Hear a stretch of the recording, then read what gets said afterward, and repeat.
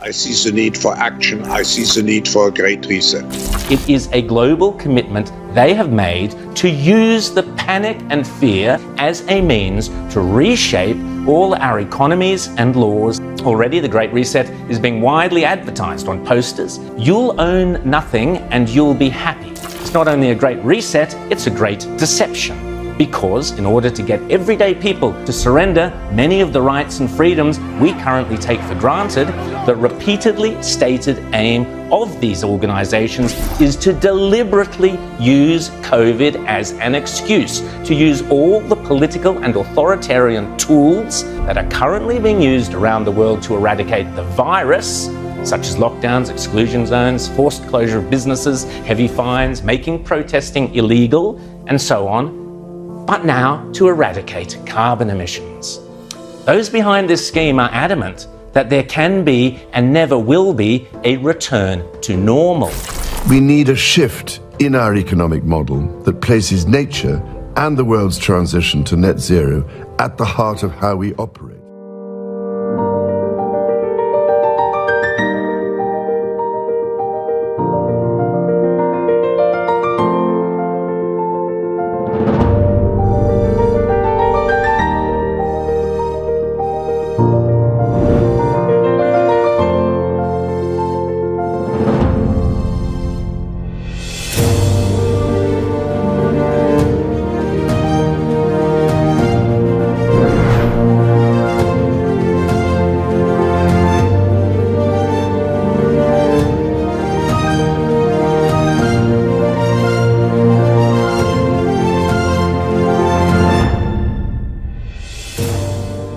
Recovery from the pandemic is an opportunity. We can see rays of hope in the form of a vaccine, but there is no vaccine for the planet. Nature needs a bailout.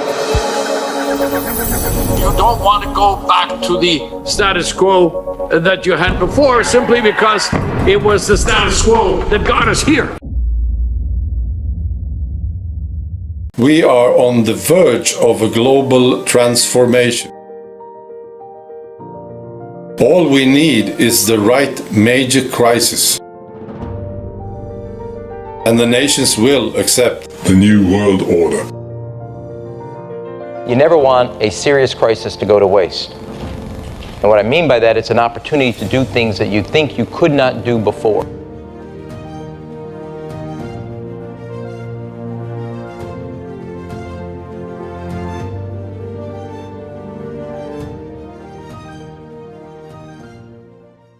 Each time prophetic vision is presented. This brings us to the island of Patmos. This brings us to John and a revelation.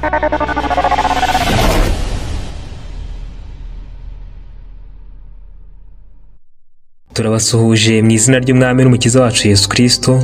Ubuntu n'amahoro bituruka kuri we bibane namwe aho muri hose. Dukomeje kurebera hamwe ibyaduka n'ibikorwa bitandukanye birimo kubera kuri uyu mubumbe ugiye kuzuza mu gihe kidatinze imyaka 6,000 wari waragenewe ngo ugere ku iherezo ryaho. Kandi kukurebera hamwe ingengabihe ya gihanuzi bidufasha gushaka no kugira umwiteguro ukwiriye abahamagawe, kuko tuba tubona yuko n'igihe cyo gutaha kiri bugufi. Yesu Kristo avuga amagambo dusanga muri Luka 21:28 avuga ngo, nuko ibyo nibitangira kubaho muzararame murebe hejuru, kuko gucungurwa kwanyu kuzaba kwenda gusohora.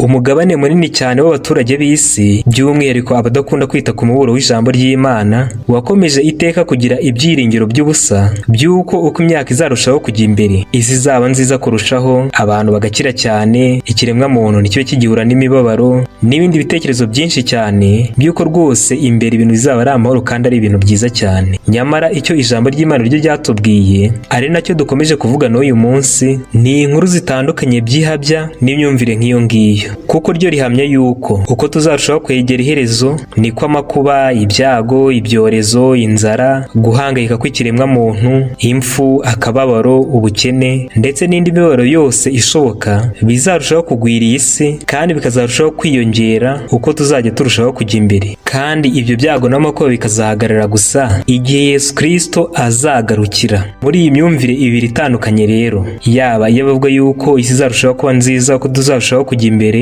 ndetse n'iyo bavuga yuko isi izarushaho guhura n'amakuba ko tuzarushaho kujya imbere, icyo twavuga ni iki ngiki: igihe gusa nicyo kirimo kiratubwira uruhande rwahoze ruvuga ukuri ndetse n'urwavuze ibinyoma. Burya ikintu cyitwa igihe ni umucamanza mwiza cyane, kandi nujya ubona impande ebyiri zirimo ziravuga ibintu bitandukanye wenda ku ngingo runaka, wowe icyo ugomba kuzajya ukora ujye uziha ikintu cyitwa igihe, kuko igihe gusa nicyo kizagaragaza uwari mu kinyoma n'uwari mu kuri muri icyo gihe zari zihanganye. Umuntu rero ugifite iyi myumvire irwaye yuko ko tuzarushaho kujya imbere, ibintu bizarushaho kuba byiza, isi ikaba nziza, ndetse n'ibindi bitekerezo biri mu ruhande nk'urwo ngurwo, namubaza nanjye iki kibazo: mbese umuntu yakwitegura yuko umubiri we uzaba ufite imbaraga unakomeye mu myaka y'ubusaza bwe kurenza mu myaka y'ubusore bwe?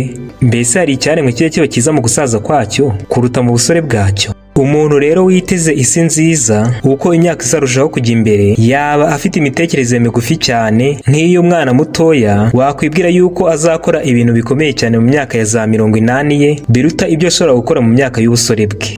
Mu yandi magambo rero, abantu bose baba batwizeza amahoro mu gihe kiri imbere. Icyo uyu mwanya umuntu yavuga nuko ari nta mahoro ariho. Uko turimo kurushaho kwegera iherezo, niko ibyo byago n'amakuba ndetse n'ibindi bintu byinshi bihangayikisha ikiremwa muntu bitazigera na rimwe bihagarara, ahubwo bizarushaho kwiyongera. Kandi nanone icyo twavuga ni iki ngiki: igihe gusa nicyo mucamanza mwiza, kizabihakana cyangwa se kibyemeze.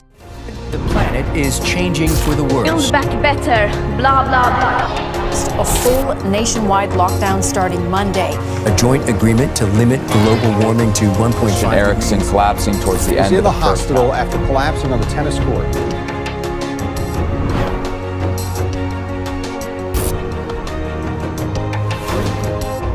Bibiliya itubwira yuko mu minsi ya nyuma y'iyi si imbaraga igereranywa n'inyamaswa yavuye mu gitaka izajya ikora byose itegetswe n'inyamaswa yavuye mu nyanja, maze ubwo bumwe bw'izo mbaraga zombi bukazajya buhata abantu gukora ibinyuranyije n'ibyo bashaka, ndetse izo mbaraga zizajya zigenzura ubukungu, ziyobora imisengero no kuramya, ziyobora itangazamakuru, ziyobora ubuzima. Muri makeya, zigomba kuzajya ziyobora buri gahunda yose ibera muri iyi si, ariko by'umwihariko zigomba kubangamira bikomeye cyane ikintu cyitwa umudendezo w'umutimanama. Ni uko nguko ijambo ry'Imana ryari ryarabivuze mu binyejana byinshi byashize, ko mu gihe isi izaba ishaje nk'umwambaro, ari uko nguko ibintu bizaba biri. Umukiza akiri mu isi nawe yavuze amagambo akomeye cyane aboneka muri Luka 20:18 avuga ngo: ni ukuri ndakubwira yuko ukiri umusore wikenyezaga ukajya aho ushaka hose, ariko nusaza uzarambura amaboko undi agukenyeze akujyana aho udashaka. Muri make icyo twumva muri aya magambo ni iki? Nuko imyaka y'ubusore abantu baba bafite umudendezo, bakajya aho bashaka hose, bakanaryama igihe bashakiye. Nyamara mu gusaza kwabo baba bagomba kugengwa n'indi mbaraga ibategeka, ikabagenera igihe baryamira, icyo bagomba kwambara, ibyo bagomba kwinjiza mu mibiri yabo ndetse n'ibindi. Bivuze ngo no mu kubangamira umudendezo w'umutimanama w'isi nk'uko bigendekera uyu musaza umaze gusaza, nacyo ni ikimenyetso cy'uko isi nayo imaze gusaza. Kandi uku gushaka kugenzura umutimanama w'umuntu nicyo kimenyetso cya nyuma gikomeye cyerekana yuko ikintu kiba kimaze gusaza rwose. Abo ngabo barimo gukenyeza isi bagashaka kuyijyana aho idashaka, nibo twibanzeho cyane mu mugabane wa mbere w'iki cyigisho, aho twarebeye hamwe ingingo nyinshi zitandukanye. Twagarutse ku ihame ry'izo ngabo za Satani ryitwa Hegelian dialectic cyangwa se order out of chaos, aho barema impande ebyiri hanyuma bakazihanganisha cyane kugira ngo amakuba avuka muri uko guhangana ababere inzira yo gushyiraho gahunda nshyashya baba bashaka kurema. Miliyari nyinshi z'abatuye isi ntabwo bazi yuko amakuba n'ibyago ariyo moteri ikomeye cyane izi ngabo z'umubi zikoresha mu gusunika gahunda nshyashya baba bashaka gushyiraho. Bityo rero iyo amakuba batejwe, benshi bahita birukanyira mu ruhande bashatse kugaragariza isi yuko ari rwo rw'ukuri, maze bakaba mu buryo batazi babafashije gutera intambwe yo kugera ku ntego yabo. Tunarebera hamwe kandi byinshi kuri iyi mbaraga ya Antikristo yarwanyije Imana igasiribanga n'ijambo ryayo mu bihe byose, ndetse ikarenganya n'abayoboke bayo mu binyejana byashize, kandi ikaba igikomeje urwo rugendo n'iyo nzira, kuko Roma ihamya ubwayo yuko itajya ihinduka. Dukomeza tunarebera hamwe ibya Leta Zunze Ubumwe za Amerika, aribwo butware bugereranywa n'inyamaswa yavuye mu gitaka bugomba gukoreshwa na Antikristo kugira ngo ubushobozi bwabwo bwa gisivile buhate isi kugendana n'amategeko ye.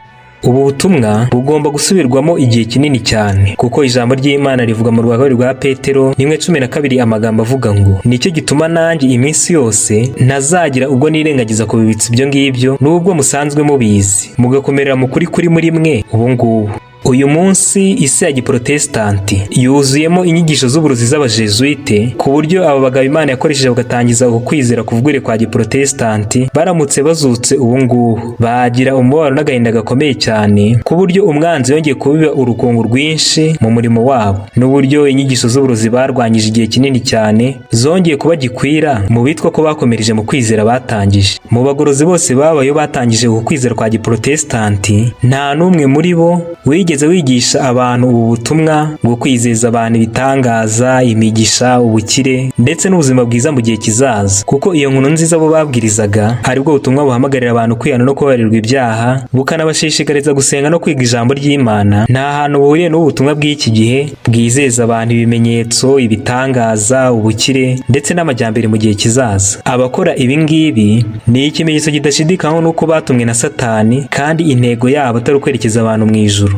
Baramutse bariho uyu mwanya bababazwa cyane n'uburyo amadini n'amatorero yitwa ko ari aya giprotestanti yabakomotseho yahaye icyicaro ibintu bidafite umumaro by'imbyino, imigani y'ibihimbano, indimi z'ibinyoma ndetse n'ibindi bishuko byinshi bitandukanye mu mwanya wo gusenga no kwiga ijambo ry'Imana. Ariko icyabashengura umutima cyane ni uburyo iyo si ya giprotestanti yongeye kwinjizwamo uburozi bw'abajesuite arizo nyigisho z'ibinyoma zerekeranye n'uwo Antikristo ari we, bitewe n'uko intego nyamukuru ya konsili cyangwa se inama yabereye i Trente kwari ukurwanya umurimo w'ubugorozi bwa giprotestanti ndetse no gusenya ukuntu abagorozi bawutangije bizeraga bakanabona uwo Antikristo ari we ko nta gushidikanya ari ubutegetsi bw'i Roma. Byatumye abajesuite babiri uwitwa Francisco Ribera ndetse n'uwitwa Luis Alcazar bahimba inyigisho yitwa Preterism ndetse n'indi yitwa Futurism. Ino yitwa Preterism ivuga yuko Antikristo yabayeho kera mu bihe by'Abagiriki, naho iyi ngiyi yitwa Futurism yo ikavuga yuko Antikristo ari ikiremwa cyangwa umuntu uzaza mu myaka iri imbere agategeka isi yose. Biteye ubwoba n'agahinda gakomeye cyane kubona uburyo uyu munsi iyo si ya giprotestanti yizera bikomeye cyane ubuyobe bw'abo bakozi ba Satani kurusha kwizera icyo ijambo ry'Imana ryigisha, ari nacyo abatangije ukwizera kwa giprotestanti bahamyaga. So uko Bibiliya bisobanura mu Byahishuwe 13 ivuga ko ari ikimenyetso cya Antichrist. Antichrist azaba ari a political leader n'umuyobozi uzaburiho. Antichrist azaba ari a political leader n'umuyobozi uzaburiho. Bavandimwe bizera b'abaprotestanti, nimwige Bibiliya neza kandi muniga amateka, muzasanga yuko ari nta mugorozi n'umwe mu batangije ayo matorero yanyu wigeze wizera ibi bintu murimo mwizera ubu ngubu ngo atange ubusobanuro muri ubwo buryo bubiri buvuga uwo Antikristo ari we. Kandi ku bataba barakurikiranye umugabane wa mbere w'iki cyigisho nabashishikariza kuwureba kugira ngo babone amakuru menshi ahagije kuri iyi ngingo. Ndetse muri uwo mugabane wa mbere twanarebeye hamwe amahame y'ubuzima n'icyo twakora igihe tugeze mu gihugu kibi kandi kiroga. Maze mu musozo w'icyo cyigisho twiga Daniel 11 ariko by'umwihariko twibanda ku mirongo ivuga ibyo mu gihe cy'imperuka iboneka muri icyo gice. Turebera hamwe ibyo mwami w'ikusi ushushanya ubuhakanamana atheism ndetse n'umwami w'ikasikasi ariyo Babuloni ikomeye.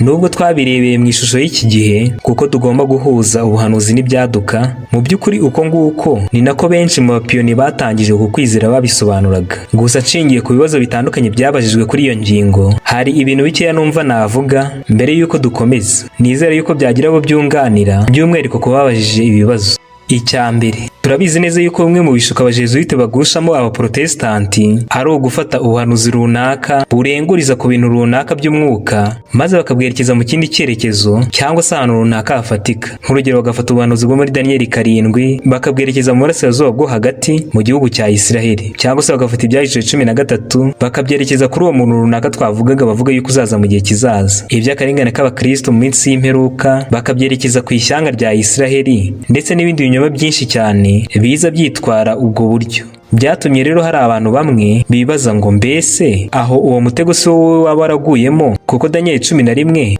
nawe wayisobanuye usa n'uyerekeza ku mpande zifatika kurenza kuyerekeza ku myumvire cyangwa se uburyo bw'umwuka. Igisubizo kuri icyo kibazo cyaba iki ngiki. Twasomye igihamya mu mwuka abonozi kivuga ngo isi yuzuyemo umwuka w'intambara. Ubuhanuzi bwo mu gice cya 11 cya Daniyeli buri hafi kugera ku mwuzuro wabwo, kandi vuba cyane ibihe bikomeye byavuzwe muri ubwo buhanuzi bizasohora. Muri iki gihamya bahuje umwuka w'intambara y'ibigaragara ndetse na Daniyeli 11. Byumvikanisha yuko intambara ifatika ifite ibintu byinshi cyane ihuriyeho na Daniyeli 11, kandi ibyo bintu byagombaga kuba mu gihe kiri imbere, nk'uko na Daniyeli ubwe yavuze yuko ari intambara yo mu gihe cy'imperuka cyangwa se intambara yo mu gihe cy'iherezo. Icya kabiri, nta n'umwe muri aba bami bombi, yaba uw'ikusi cyangwa se uw'ikasikazi, ushushanya ubutumwa bwiza. Kubera iki? Kubera yuko Bibiliya ivuga yuko abo bami bombi imitima yabo izaba iyo gukora ibyaha. Ubwo yaba umwami w'ikusi n'umwami w'ikasikasi, Bibiliya ivuze yuko imitima yabo ari iyo gukora ibyaha, kandi bombi igihe kijya kigera bakicara ku meza amwe maze bakahategurira ibinyoma. Rero dushingiye kuri ayo magambo gusa ubwayo, aratubwira yuko nta n'umwe muri bo washushanya ubutumwa bwiza, kuko ayo magambo ahita twereka mu buryo bwahoranyije yuko bombi ari abanzi b'Imana, kandi ibintu baba barimo baba babiziranyeho, nubwo wenda inyuma bagaragara nk'abahanganye. Mu gihe rero twiga uyu mugabane wa kabiri, ndasabira umwe wese ko twabigiriramo umugisha. Ibyo ngibyo nibyo mbifurije nanjye nifuriza mu izina rya Yesu, amen.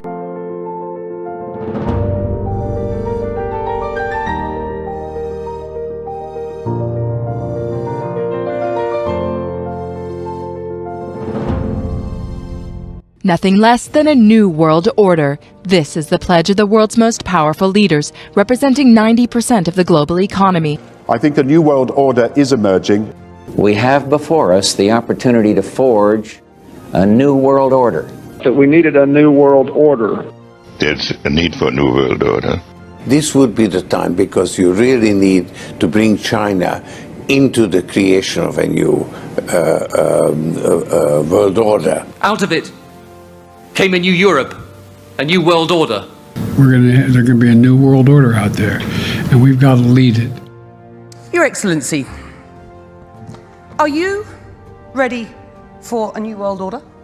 We often forget how much unites all the members of humanity. Mu by'ukuri twibagiwe yuko tugomba kubumbira inyoko muntu yose hamwe. Ahari isi yose dukeneye kuzahura n'ikibazo rusange kimwe. Mbega uko ntekereza uburyo kwitandukanya kwacu kwazahita gushira byihuse niduhura n'umwanzi rusange umeze nk'ikivejuru gikomeye giturutse hanze y'uyu mubumbi. None ndabaza, ni ikihe kivejuru cyazatera abantu bose kuruta intambara cyangwa ikibazo cy'intambara? What could be more alien to the universal aspirations of our peoples than war and the threat of war? Uyu muperezida yaba yararengurizaga ku kibazo cy'intambara y'Uburusiya na Ukraine cyangwa se ibitwaro bya kirimbuzi yazaza mu gihe kiri imbere, ibyo ngibyo ntago ari ingenzi cyane kuri twebwe. Igihe ari nuko kimwe mu bigomba kurema itegeko rishya ry'isi, New World Order, harimo n'ikibazo cy'intambara, kuko amakuba nicyo kintu cy'ibanze kibafasha kurema gahunda yabo. You never want a serious crisis to go to waste. And what I mean by that, it's an opportunity to do things that you think you could not do before. The Democrats are not letting a crisis go to waste. Biden's energy secretary now using Russia's invasion of Ukraine to push their agenda. Urabona turi mu gihe cyo guhindura icyerekezo cy'isi, niko mbyizera mu byerekeranye n'ubukungu bw'isi, kandi si ubukungu bw'isi gusa ahubwo n'isi yose, kubaho buri bisekuru 3 cyangwa 4. Nk'uko umwe mu basirikare bakomeye b'iki gihugu yigeze kunyibutsa amagambo umunsi umwe avuga ngo miliyoni 60 zarapfuye hagati y'1910 n'1946, kandi kuva icyo gihe twubatse itegeko rishya isi irimo iragenderaho ubu ngubu. Ariko ibyo ngibyo ntabwo bihagije cyane, abantu benshi baracyarimo gupfa kandi hari akavuyo. Ubu rero iki ni igihe kugira ngo ibintu byose bihinduke.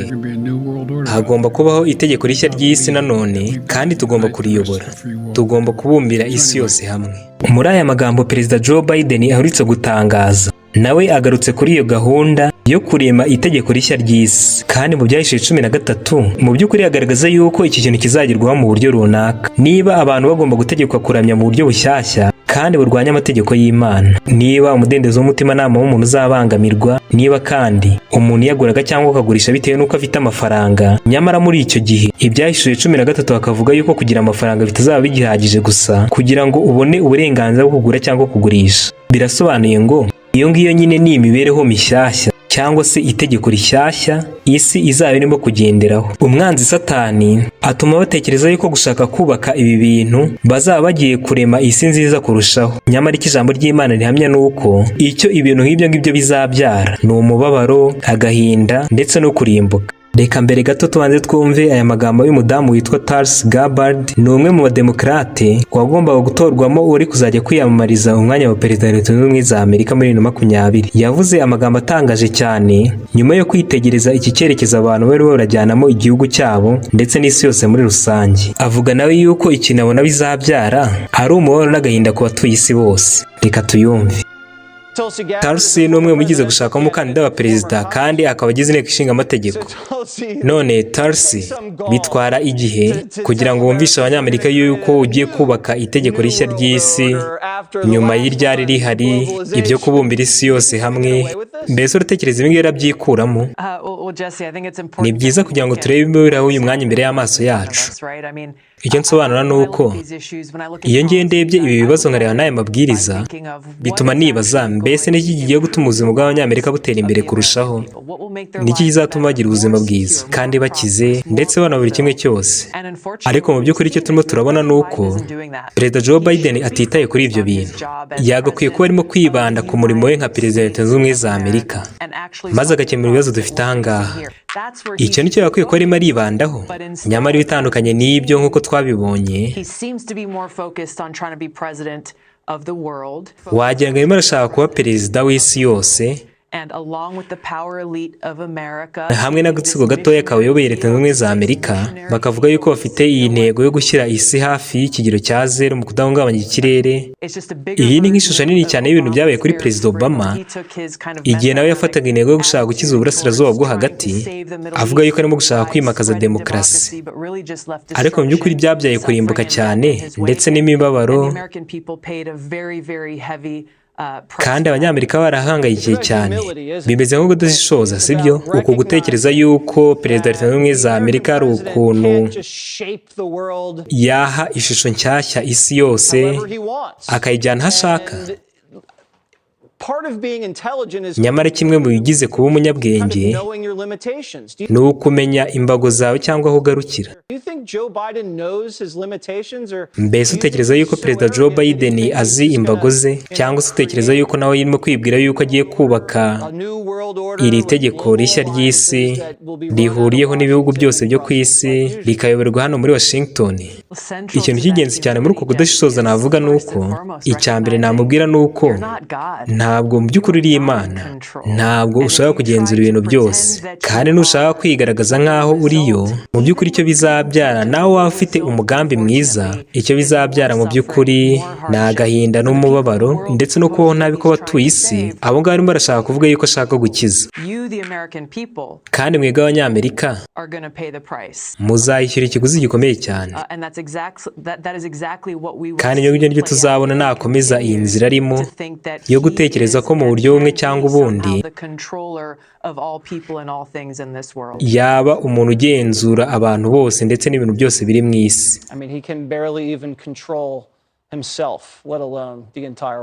Tulsi Gabbard, thank you so much.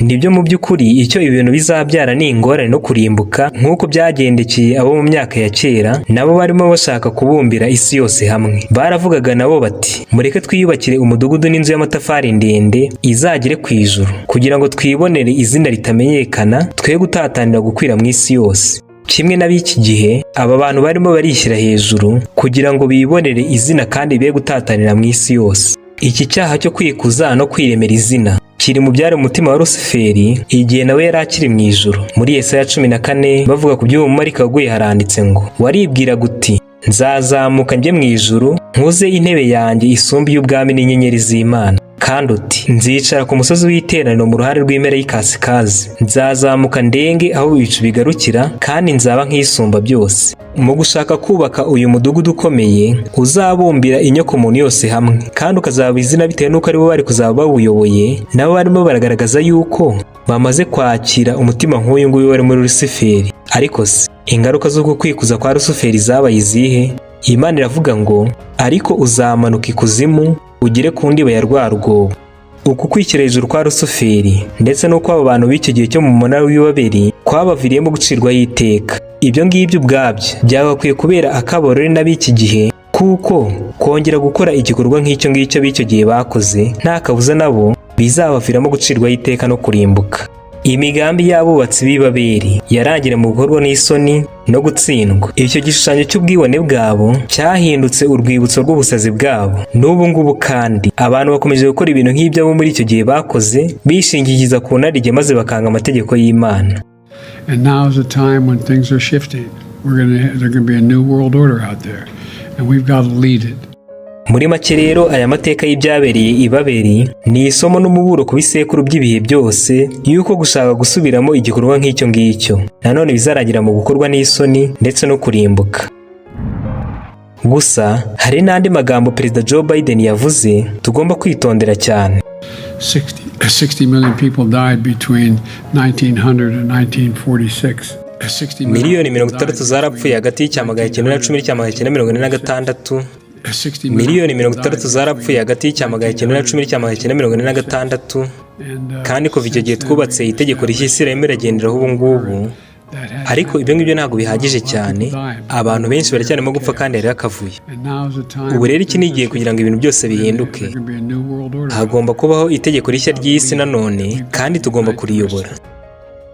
Aragize ati hafi miliyoni 60 zarapfuye mu myaka y'Icyamagana 1915 n'Icyamagana 1960. Kandi kuva icyo gihe twubatse itegeko rishya World Order isi yarimo iragenderaho, maze ahita akurikizaho amagambo avuga ngo ubu nanone hagomba kubakwa itegeko rishya ry'isi kandi tukayiyobora. Niba twumva neza, buri tegeko rishya ry'isi ryagiye rigendana no gupfa kw'abantu ku rwego rw'isi yose, kuko mu by'ukuri biragaragara yuko ariyo mpamvu yahuje ubu gupfa kwabayeho kw'abantu no kubaka iryo tegeko rishya isi yarimo iragenderaho ubu ngubu. Guhita rero akurikizaho amagambo avuga ngo nubwo hagomba kubakwa itegeko rishya ry'isi, byashoboka yuko yaba ari amarenga arimo araca bitewe n'uko buri gahunda yabo yose bayivuga mu marenga yuko igikorwa nk'icyo ngicyo cyakongera kikabaho. 60 million people died between 1900 and 1946.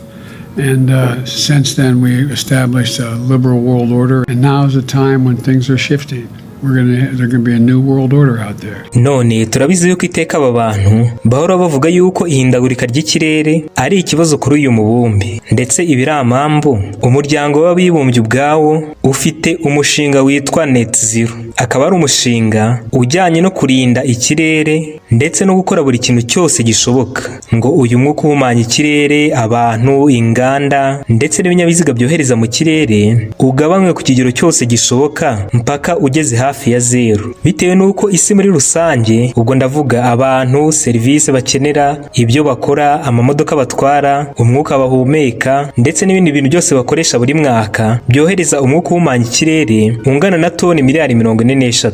Uyu mushinga w'umuryango w'abibumbye wo uvuga yuko izo toni zigomba kumanurwa mpaka zigeze hafi ya zero. Nicyo gituma nyine uwo mushinga witwa Net Zero cyangwa se Innovating to Zero. Niba rero tubyumva neza, inkingi ifasha inzu yo guhumanya ikirere ni ubwinshi bw'abaturage b'isi, kuko nibo bakoresha izo serivisi, nibo batwara ayo mamodoka, nibo izo ganda zikorera ibintu. Ikindi kandi ni nabo bahumeka cyane uwo mwuka uhumanya ikirere. Mu yandi magambo rero, ntushobora kugira gahunda nk'iyi ngiyi ya Net Zero ivuga yuko uzafata toni miliyari 46 z'umwuka uhumanya ikirere isi yose yohereza buri mwaka, maze ngo uvuga yuko izo toni uzazimanura mpaka uzigejeje hafi ya zero, ubizi yuko utazagira gahunda n'imwe izakora kuri nyirabayazana wa mbere w'icyo kibazo, ari we nyine ahangaha nk'uko tubibona ubwinshi bw'abaturage b'isi. Muri make rero kugira umushinga nk'uyu nguyu, niba turi abantu bashishoza bakumva neza, bihishura yuko hari imigambi runaka, yaba ivugwa ku mugaragaro cyangwa se itavugwa ku mugaragaro, byanze bikunze igomba kuzakora ku muzinya kuri w'iki kibazo, ari wo ubwinshi bw'abaturage b'isi. Kuko ntango gufunga inganda, guhagarika amamodoka, kongera ibiciro bya mazutu na esanse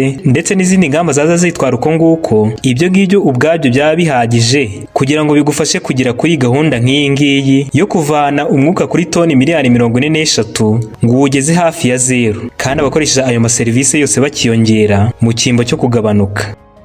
Reka twumve aya magambo y'umukire Bill Gates yatangarije ikinyamakuru cyitwa TED mu mwaka wa 2010. Yavuze amagambo akomeye cyane. Icyo gihe isi yari icyohereza toni miliyari 26 buri mwaka. Maze turebe niba iyi gahunda yo kugabanya buri kintu cyose kiri ku isi gihumanya ikirere hari aho yaba ifitanye isano n'ubu burozi bw'agahato bateye abantu ku isi yose.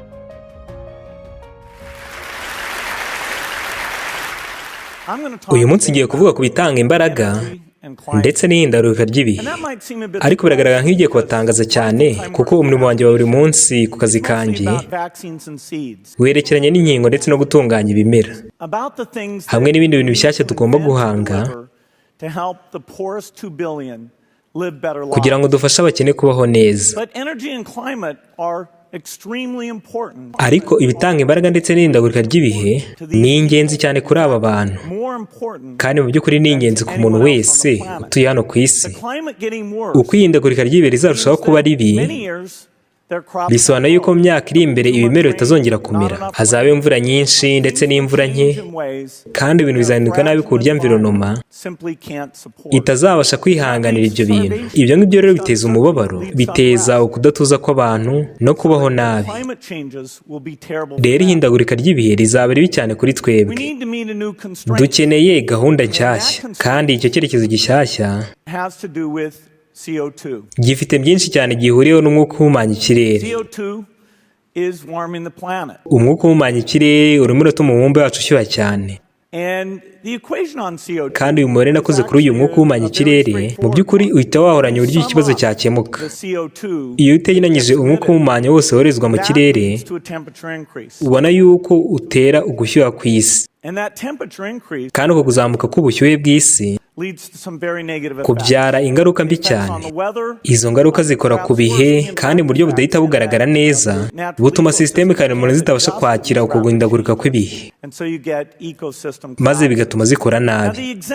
None igiteranyo cyose cy'uburyo umwuka uhumanya ikirere wiyongera n'ukuntu ubushyuhe buzaba buhagaze icyo gihe ndetse n'ingaruka bizateza, ubona yuko zaba ibibazo bikomeye cyane.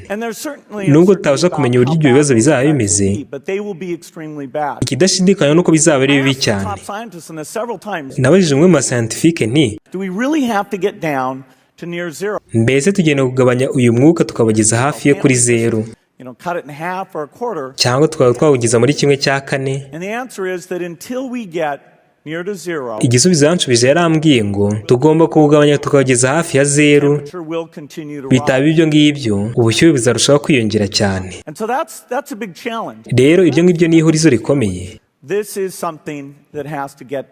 Iki ni ikintu kigomba kwegezwa hafi ya zero. None twohereza umwuka uhumanya mu kirere mwinshi buri mwaka, toni miliyari 26 zose, kandi ku munyamerika wese yohereza toni 20. Ku bantu bari mu bihugu bikennye ni toni 1. Ku kigereranyo ni nka toni 5 ku muntu wese utuye hano ku isi.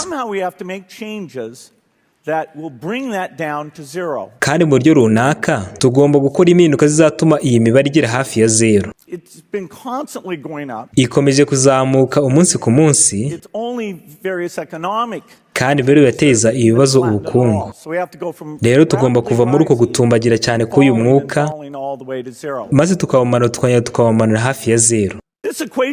None uyu mubare uri ahangaha utwereka uburyo ibintu byagerwaho, kandi ugize ugukuba kwinshi. Ku ruhande tuhafite umwuka uhumanya ikirere ugomba gushyirwa hafi na zero,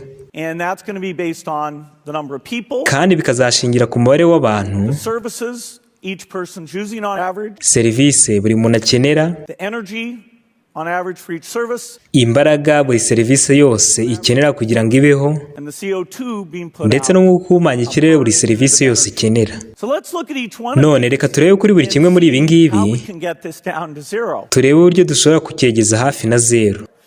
Probably one of these numbers is going to have to get pretty near to zero. Probably one of these numbers is going to have to get pretty near to zero. Mu by'ukuri buri mubare wose uri aha ngaha ugomba kwegezwa hafi na zero. That's back to Yego rwose niko bimeze mwiseka. take a look. First we've got population. Reka rero tubirebe ibyo ngibyo. Icya mbere aha ngaha dufite abaturage. The world today has 6.8 billion people. None uyu munsi isi ifite abaturage miliyari 6, That's headed up to about 9 billion. birimo kutwegereza kugera kuri miliyari 9. Now, if we do a really great job on new vaccines, healthcare, reproductive health services, we could lower that by perhaps 10 or 15%. None nidukora umurimo ukomeye cyane ku nkingo nshyashya no ku byerekeranye n'ibigo by'ubuzima ndetse n'imyororokere y'abantu, tuzagabanya iyi mibare kuri 10 na 15%. Now, if we do a really great job on new vaccines, healthcare, reproductive health services, we could lower that by perhaps 10 or 15%.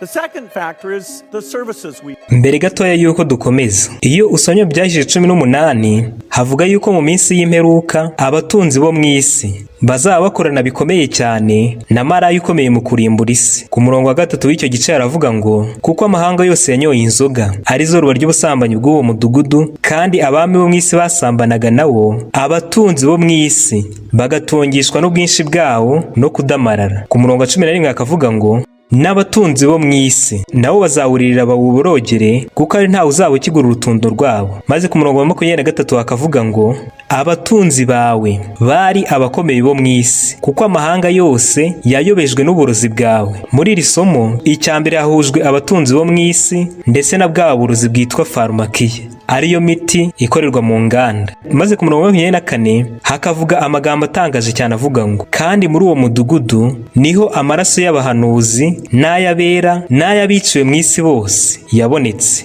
None amaraso y'abera n'ay'abahanuzi, dushingiye ku busobanuro Bibiliya itanga, ashushanya ubwicanyi iyi nyamaswa yakoreye abantu b'Imana mu myaka ya kera. Ariko iyo Bibiliya yongeyeho ijambo ngo n'ay'abiciwe mu isi bose, aho ngaho noneho biba bishoboka yuko uwo mugabane w'abantu uvuzwa aho ngaho wabonekamo n'izindi ngeri z'abantu bashobora kuzira imigambi mibisha na gahunda z'iyi nyamaswa, maze nabo bagapfa, ariko bidatewe n'uko ari ku mpamvu z'imyizerere. Nicyo gituma Bibiliya ivuga ngo kandi muri uwo mudugudu niho amaraso y'abahanuzi n'ay'abera, maze ikanavuga ngo n'ay'abiciwe mu isi bose yabonetse. None umwe muri abo batunzi b'isi, Bill Gates, yavuze mu mwaka wa 2010 yuko nibakora akazi keza cyane ku nkingo zizaza, bizatuma gahunda yo kugabanya abaturage ibasha kugerwaho ku kigero runaka. None reka turebe kuri buri kimwe muri ibi ngibi, turebe uburyo dushobora kucyegeza hafi na zero. Probably one of these numbers is going to have to get pretty near to zero. Mu by'ukuri buri mubare wose uri aha ngaha ugomba kwegezwa hafi na zero. Yego rwose niko bimeze mwiseka. Reka rero tubirebe ibyo ngibyo. Icya mbere aha ngaha dufite abaturage. None uyu munsi isi ifite abaturage miliyari 6, birimo kutwegereza kugera kuri miliyari 9. Now, if we do a really great job on new vaccines, healthcare, reproductive health services, we could lower that by perhaps 10 or 15%. None nidukora umurimo ukomeye cyane ku nkingo nshyashya no ku byerekeranye n'ibigo by'ubuzima ndetse n'imyororokere y'abantu, tuzagabanya iyi mibare kuri 10 na 15%. Now, if we do a really great job on new vaccines, healthcare, reproductive health services, we could lower that by perhaps 10 or 15%. Kandi no mu mwaka wa 2015 yongeye gushimangira ibyo ngibyo, avuga yuko isi ititeguye icyorezo cyari kigiye kuza, maze akanatanga umuti w'uburyo icyo kibazo cy'icyorezo cyagombaga kuza kizaboneka. Reka nayo magambo nayo tuyumve.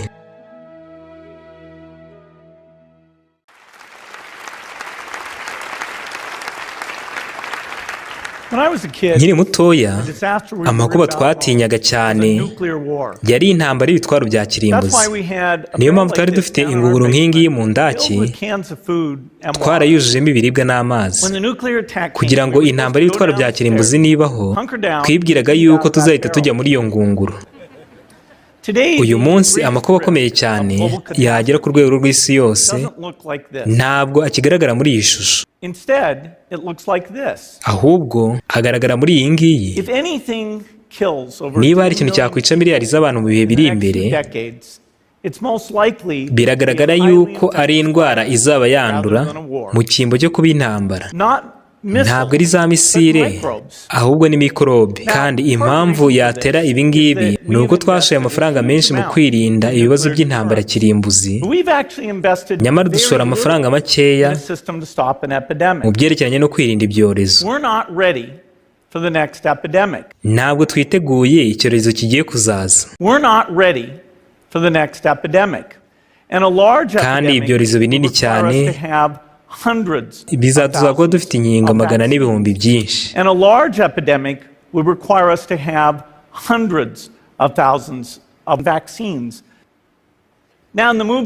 None ahangaha hari filime itangaje cyane. Hari itsinda ry'abantu bigize bazi ibyerekeranye n'icyorezo, bafite byinshi cyane batwigisha. Bakinnye filime kuri ibi bintu, ariko ibyo ngibyo ni ibintu bya Hollywood. Uku kutitegura icyorezo kwazatuma habo ibibazo bikomeye cyane kurenza ibyo Ebola irimo irateza. Reka turebe uburyo Ebola ihagaze muri uyu mwaka. Hafi 10,000 byarapfuye mu bihugu bigera muri 3 byo muri Afurika. Hari impamvu eshatu rero iki cyorezo kitakwiriye cyane. Icya mbere ni uko abashinzwe ubuzima bakoze akazi gakomeye, bashatse abarwayi banduye, bityo bishobora gutuma batanduza abandi bantu. Icya kabiri ni imiterere y'iyo ndwara. Ebola ntabwo yandurira mu mwuka. Icya gatatu, ntabwo yageze mu bice byinshi by'imijyi. Ayo ngayo ni amahirwe, kuko yegera mu bice byinshi by'imijyi imibare y'abarwayi yari kwiyongera cyane. Rero ubu ugiye kuzakurikira bwo ntabwo tuzaba dufite amahirwe. Biragoye kurwanya indwara umuntu ashobora kwandura kumva yuko akimeze neza kandi yanduye, maze akagenda mu ndege cyangwa se akajya mu isoko.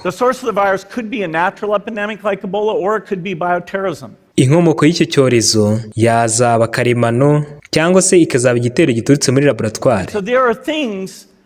Rero hari ibintu bizatuma icyo cyorezo kirushaho kuba kibi cyane. Ibi ngibi ni ibizabaho. Iyi ndwara yazakwira ku isi yose mu gihe gito kandi cyihuse. Rero iki ni ikibazo gikomeye tugomba kwitaho, ariko mu by'ukuri dushobora kubaka uburyo bwiza bwo guhangana nacyo. Dufite tekinoloji n'ikoranabuhanga rikomeye cyane twavuze ahangaha.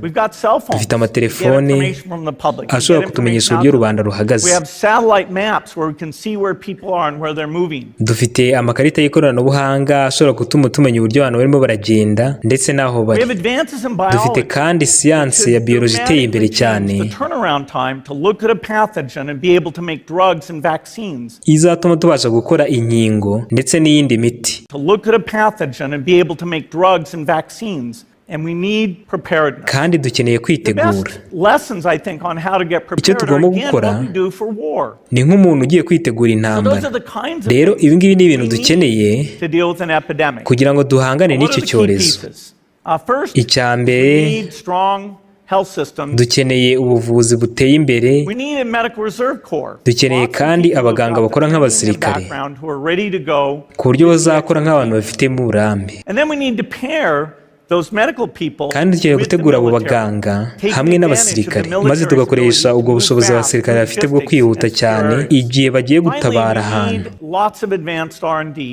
in areas of vaccines and diagnostics. kandi dukeneye ubuvuzi buteye imbere ahantu hose harimo n'inkingo n'uburyo bwo kumenya icyo umurwayi arwaye. Now, I don't have an exact budget for what this would cost. Ntabwo mfite amakuru ahagije y'icyo ibi bintu bizatwara, But I'm quite sure it's very ariko nzi yuko ari ibintu by'ingenzi cyane ugereranyije n'ayo makuba. So I think this should absolutely be a priority. Rero iki ngiki ni ikintu kigomba kuba In nyambere. fact, if there's one positive thing that can come out of the Ebola epidemic, kandi hari ikintu cyiza twakwigira muri iki kibazo cya Ebola, it's that it can serve as a early warning, a wake-up call cyuko irimo kuduha umuburo cyangwa se impuruza to get ready. yo kugira ngo If twitegure. we start now, Nidutangira ubu we can be ngubu ready for the next epidemic. tuzaba twiteguye Thank you. icyorezo kigiye kuzaza. Mbese ubu ngubu twabwirwa n'iki iki cyorezo yavugaga mu by'ukuri? Reka twifashishe aya magambo aboneka ku rukuta rwa Twitter, aherutse kuyashyiraho kuri 22 z'ukwa kane muri uyu mwaka wa 2022. Agiye kudufasha kumenya ni ikihe cyorezo mu by'ukuri yavugaga isi itari yiteguye cyari kigiye kuza. Haranditse ngo hashize imyaka 7 ngiranye ikiganiro n'ikinyamakuru TED, ndavugaga yuko isi itari yiteguye icyorezo cyari kigiye kuza, ariko kuva icyo gihe byinshi byarahindutse. Niba rero twumva neza, ubwo icyo ahangaha arimo avuga nuko cya cyorezo isi itari yiteguye yavugaga cyamaze kuza, kuko aravuze ngo nabwiye isi yuko itari yiteguye icyorezo cyari kigiye kuza. Byumvikanisha yuko icyo yavugaga cyamaze kubaho. Reka tugaruke nanone no ku magambo ya Dr. Anthony Fauci, umujyanama wa Perezida wa Leta Zunze Ubumwe za Amerika mu by'ubuvuzi. Twumve nawe icyo yatangaje mu mwaka wa 2017. Please join me in welcoming Dr. Fauci. Nimumfashe twakire Dr. Anthony Fauci. Thank you very much. It's a pleasure to be here with you today. Murakoze cyane, ni iby'igiciro kubana namwe uyu munsi. Nk'uko mwabyumvishe mu ntangiriro yuko nagize amahirwe n'umugisha wo gukora muri guverinoma eshanu zayoboye iki gihugu. Ndibwire ko ngiye gukoresha icyo kintu maze nkagira ikintu mvuga uyu mwanya.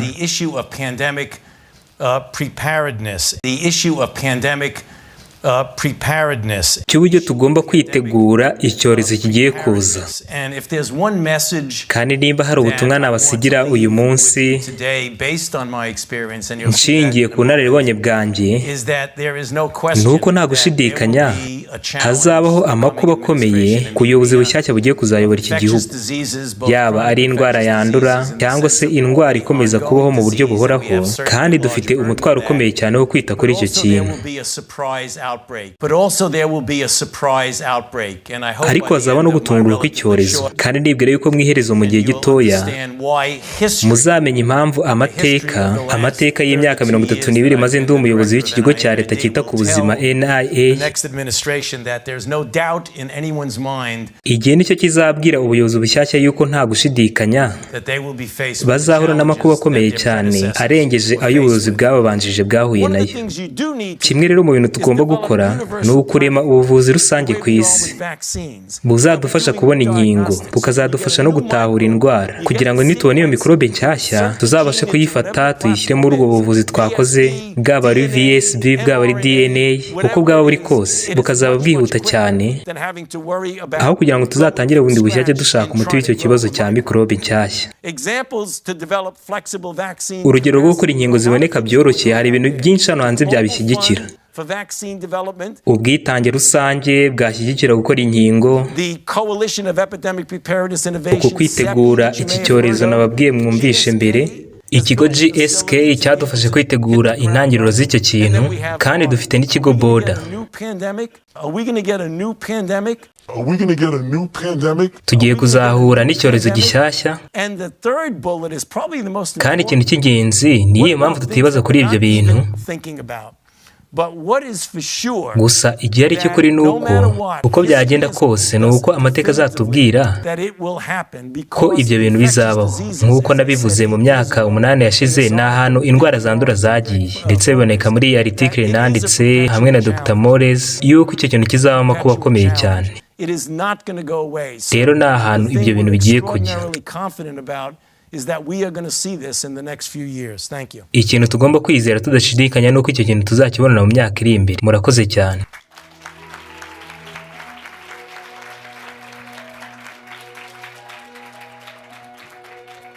Dushingiye rero kuri aya makuru ndetse n'andi menshi twabonye mu byigisho byabanje, iki cyorezo ni igihimbano cyateguwe, kandi niba barateguye indwara bisobanuye yuko n'izi nkingo ubwazo nazo zari ziri muri gahunda. Ibyo ngibyo ni ibintu byumvikana, kandi cyagaragariye buri wese nuko ntabwo iyi ndwara ubwayo ifite ubukana buhagije bwo kuba yabageza kuri gahunda iyo ari yo yose bateganya mu gihe kiri imbere. Igihari nuko bayikoze kugira ngo abantu baterwe izi nkingo byanze bikunze. Umuryango wita ku buzima ku isi ugaragaza yuko kugeza ubu ngubu abanduye iki cyorezo ku isi yose ari 515, kandi muri bo bakagaragaza yuko 505 babashije gukira iyi ndwara hatabayeho ubuvuzi ubwo ari bwo bwose, ndetse n'ibi bisi inkingo nabyo birimo. Bivuze ngo 96% by'abantu banduye iki cyorezo bose babashije kuyikira hatabayeho ubuvuzi ubwo ari bwo bwose. Si n'ibyo gusa kandi n'ikigo gishinzwe kugenzura imiti n'ibiribwa muri Amerika cyitangarije yuko COVID-19 ineshwa n'ubudahangarwa bw'umubiri ku kigero cya 99.99%. Nyamara ku ndwara ifite imibare ihagaze uku nguku, leta z'isi yose zafashe umugambi zibyihitiyemo wo kubyirengagiza, zihamya yuko umuti wa nyuma byanze bikunze ari ugufata izi nshinge zari zikiri mu igeragezwa bakazikwiza mu baturage b'isi bose. None niba indwara ineshwa n'ubudahangarwa bw'umubiri ku kigero cya 99.99%, abayirwaye bakaba bariyikijije ubwabo ku kigero cya 96% ku isi yose, nyamara ubuvuzi bw'isi bwo ntibwite kuri ibyo bintu, ahubwo bagategeka cyane bikomeye abantu bose guterwa doze zirenga 3 z'imiti bihamirije yuko yari ikiri mu igeragezwa. Ibyo ngibyo ubwabyo bishura yuko hari undi mugambi biri inyuma utari ukuvuga yuko barimo gukingira indwara byanze bikunze.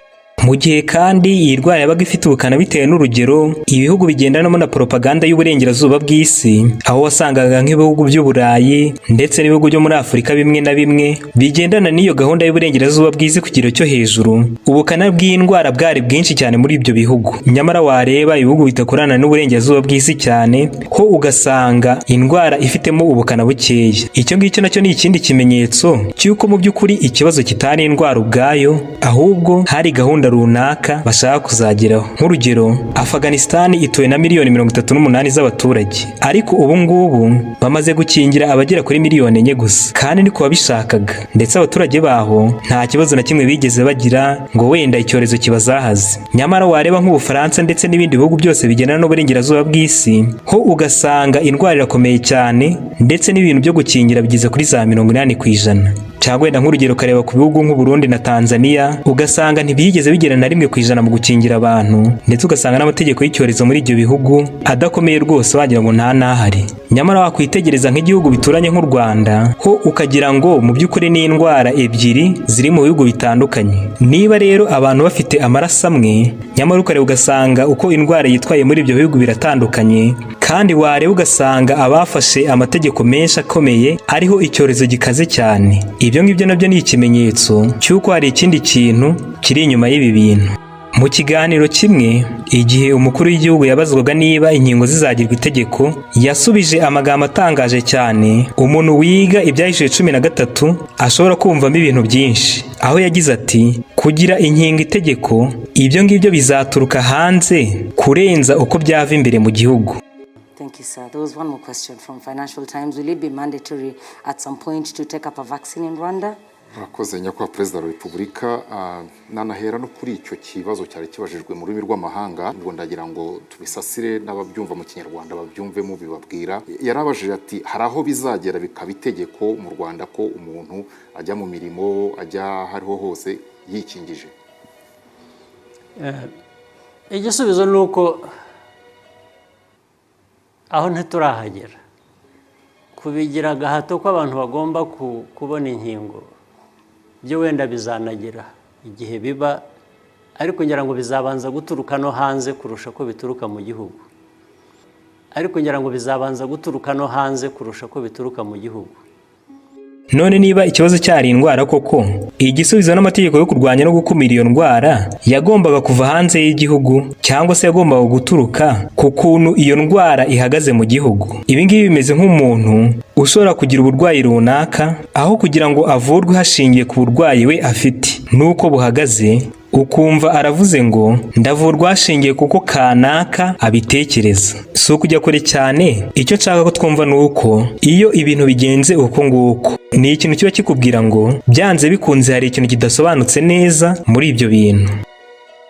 Kugira ngo dushimangire ibyo ngibyo, reka tunumve n'amagambo ya Profeseri Cohen. Uyu nguyu akaba ari umujyanama wa leta ya Isiraheli ku byerekeranye n'inkingo ndetse n'ubuvuzi. Twumve ikintu aherutse gutangaza bavumbuye mu minsi yashize nyuma y'uko bamaze gukora iki gikorwa. Hello and welcome to Unheard. Ikaze kuri Unheard, njyewe ndi Fred. Ugiye kutuganiriza uyu mwanya n'ubuyobozi mu byerekeranye n'inkingo mu gihugu cya Isiraheli. Agenzura ishami rishinzwe iby'ubudahangarwa hano muri kaminuza ya Maryland. Izina rye ni Profeseri Cyril Cohen. Kandi ni umujyanama w'itsinda rishinzwe kugenzura no gutanga inkingo hano muri leta ya Isiraheli. Rero afite ijambo rikomeye hano muri gihugu cya Isiraheli. Uraho neza Profeseri? Uraho Freddy, ndagushimiye ko wantumiye. None ni amakuru atangaje cyane muri Isiraheli ubu ngubu bitewe n'uko hano muri Europe ari mwe twafatiriweho icyitegererezo. Ni mwe mwafashe ingamba za mbere zikomeye ku byerekeranye no guhagarika ingendo, gukingira bwa mbere. Kandi icyo twabonaga ni uko muri iyo leta yanyu ikomeye byagaragazaga yuko iyi virusi ishobora kugenzurwa.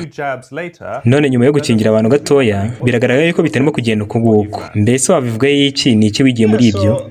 Yego, nanjye nizeraga yuko intambwe zose twateye aha ngaha zari ingenzi. Ariko icyo ushaka kuvuga uyu mwanya ni uko uyu munsi turi mu kindi gihe cy'icyorezo. Twinjiye mu kindi gika cy'icyo twakwita COVID-19. Isiraheli niyo yabaye iya mbere mu gukingira abantu, kandi cyane by'umwihariko twatangiye umwaka ushize mu kwezi kwa mbere ndetse no kwa kabiri. Ariko twaratunguye cyane, twabanje kumenya yuko ibingibi bimwe biratuma ubudahangarwa karemano bw'umubiri w'umuntu bugabanuka, bigakurikirwa no guterwa doze ya kabiri. Kandi igihe twafataga umwanzuro, munyizere, ntabwo byari byoroshye gufata umwanzuro w'uko hakenewe doze ya gatatu cyangwa se booster. Icyo gihe rero twizeraga yuko inkingo zirinda ukudakwirakwira kw'indwara. Nyamara mu by'ukuri byaratangaje kuvumbura yuko inkingo nta kintu zirimo ziraturinda. Inkingo zitarimo ziraduha icyo twita ubudahangarwa bw'umubiri. Muri make, amategeko atandukanye n'ukuri kw'ibintu, bitewe n'uko nk'urugero Israel ni kimwe mu bihugu byabanje gushyiraho iyi karita y'umuntu wakingiwe. Icyo byumvikanishaga n'uko umuntu ushobora kwizera umutekano igihe ari mu bantu bakingiwe, niba koko zirinda kutandura. None iki cyemezo cy'uko wakingiwe ntabwo kikiri ingenzi. Mbese Isiraheli igomba kubikuraho? Yego rwose. Kandi ntabwo ari njye njyenyine uvuga ibyo ngibyo. Niba ukurikirana itangazamakuru, mu mezi make yashize hari n'abandi benshi barimo baravuga icyo ngicyo. By'umwihariko mu gihe cya Omicron, aho tutabona itandukaniro na ritoya hagati y'uwakingiwe ndetse n'utarakingiwe.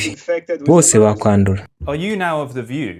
That vaccine passports should be got rid of, phased out, because they're no longer relevant. None ubu ngubu ubona yuko icyemezo cy'uko wakingiwe kitari ingenzi kandi kigomba gukurwaho? Yego, natangiye kubitekereza uko nguko, kandi ndizere yuko ukuri ari uko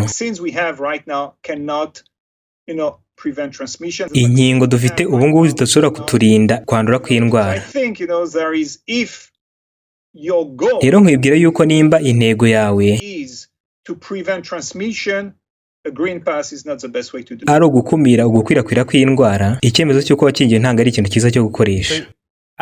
None nk'umusiyantifike kandi umuntu wigisha ibyerekeranye n'ubudahangarwa bw'umubiri, hari ikintu wavuga cy'uburyo imyitwarire yanyu yagaragayemo politike cyane, ku buryo ihame ry'uko abantu bashyigikiye ubudahangarwa karemano bw'umubiri w'umuntu nk'uko mu buzima busanzwe byari bimeze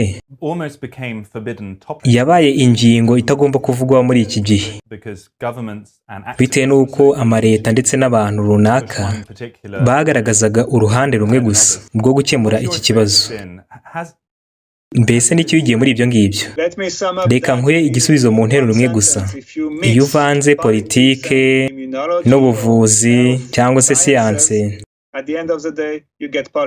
icyo usigarana ni politike gusa. Let me sum up that in one sentence. If you mix politics and immunology or health sciences, at the end of the day, you get politics. You know, there is one mistake. Urabona hari n'irindi kosa rikomeye cyane twakoze. Extremely sorry for that. You know, we have made a few mistakes, but kandi ndisaba imbabazi bikomeye cyane. Twakoze amakosa menshi ariko iryo ndisaba imbabazi cyane.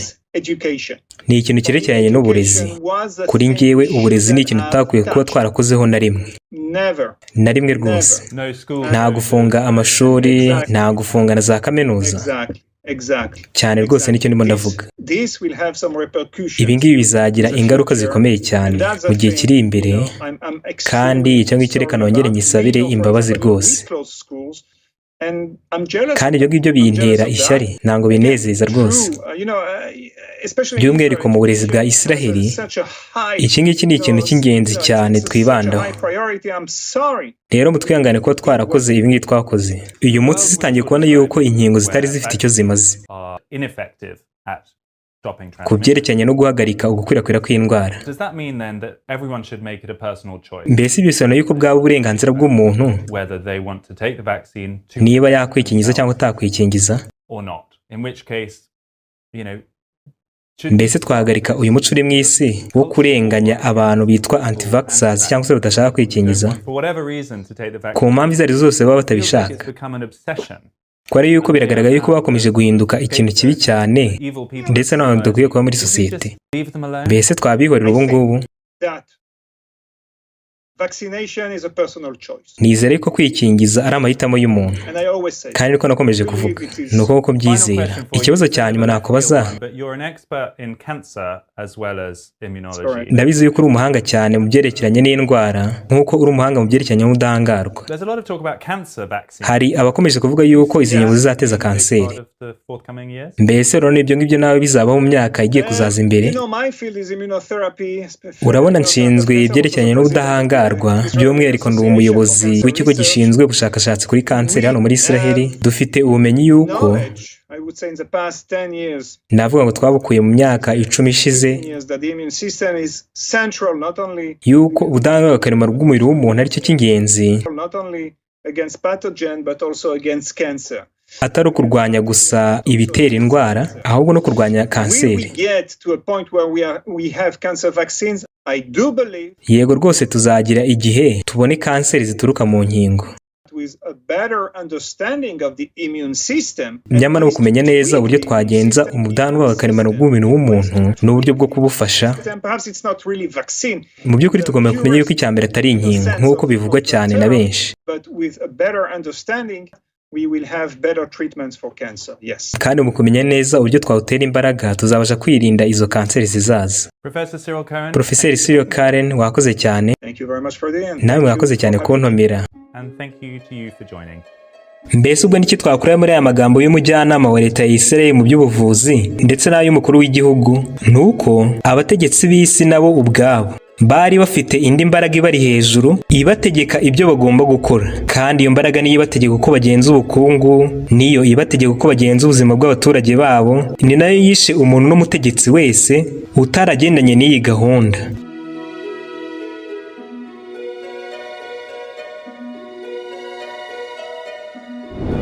Umunyamateka umwe witwa Carol Quigley yaranditse ngo iyi si iyobowe n'itsinda rito ry'abantu, nibo batunganya politike z'ibihugu, nibo bagenzura ubukungu bw'isi, nibo batanga icyerekezo mu by'ubuzima, kandi abo bantu nibo bica bakanakiza uwo bashatse wese iyo atagendanye na gahunda yabo.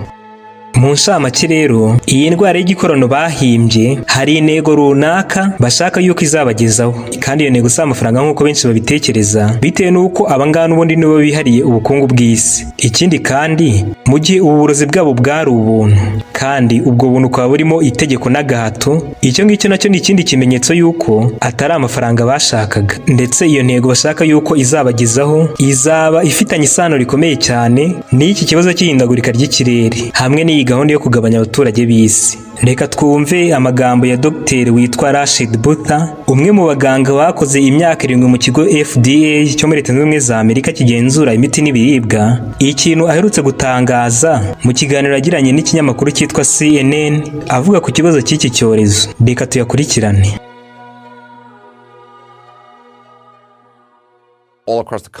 Muri iki gihugu abadogiteri ndetse n'abaganga bize ubuvuzi barimo kubuza abantu gufata urukingo rwa COVID-19 no kwanga amategeko y'ubuzima nko kwambara agapfukamunwa. Ndibwira yuko mwumvishe iby'umudogiteri umwe wavuze ibintu bitangaje cyane ku nkingo ndetse na COVID-19. Twatekereje rero yuko ari ingenzi kuri rubanda kugira ngo tumuzane twumve imyumvire ndetse n'ukuri cyarimwe, bitewe n'uko we ndetse n'abandi baganga bakomeye babasha kugera kuri miliyoni nyinshi z'Abanyamerika. Iki ni icyegeranyo ndetse n'ikiganiro twagiranye nawe. Dr. Butha Rashid afite miliyoni y'abamukurikira ku isi, kandi ni umwe mu baganga barimo gukwirakwiza ibinyoma kuri COVID-19. Abantu benshi barimo baricwa n'inkingo kurenza uko barimo kwicwa n'icyorezo COVID. Yanditse ku rubuga rwa Twitter ngo benshi mu bikingije bazaba barapfuye muri 2025. Ariko ikintu gikomeye tumaze gutangaza ni amakuru atari yuko COVID ari umugambi wapanzwe maze ugashyigirwa na politike nk'uburyo bw'ibanga bwo kugabanya abaturage b'isi. Mbese wizera yuko icyorezo cyateguwe? Yego rwose, ariko ntuzi wagiteguye ndetse ntuzi n'impamvu.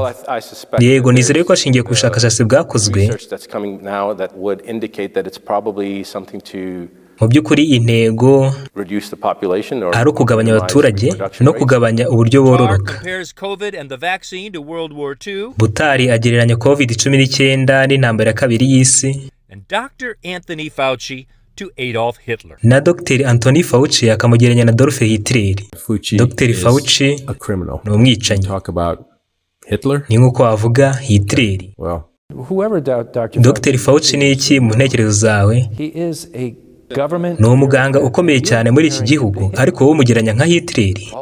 Mbese ibyo ntibitangaje? Umuntu wishe miliyoni 6 z'Abayahudi. Ndibwira yuko imibare igiye kuzazamuka cyane ubu ngubu.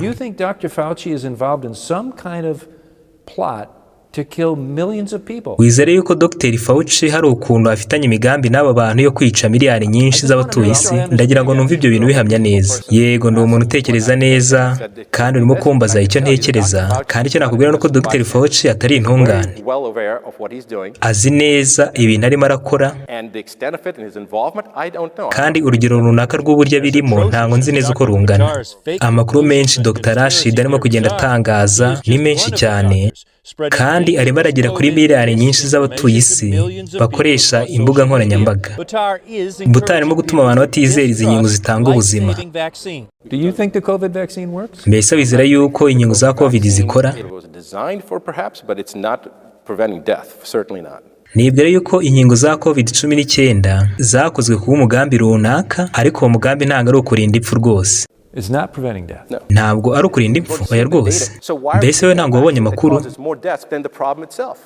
Ni gute wafata inkingo zirimo guteza impfu nyinshi kurenza ikibazo ubwacyo? Miliyari 6 za dozi z'izi nkingo zimaze gutangwa. Uramutse rero umunyakuri, abantu baba barimo gupfa ahantu hose. Ntabwo iki kintu gihita gikora mu buryo bwahuranyije. Buri nkingo zose zihabwa igihe runaka. Uzagende wiga ibigize inkingo n'uburyo zikorwa.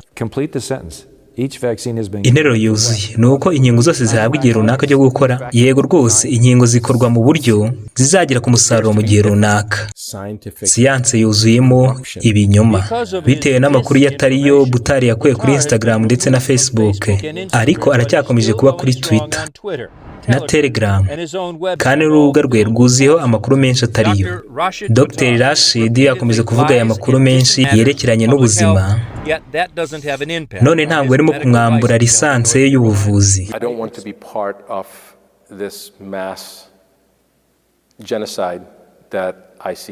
Ntabwo nshaka kuba umwe mu bantu bazakora iyi jenoside ndimo ndabona igiye kuzabaho ubu ngubu.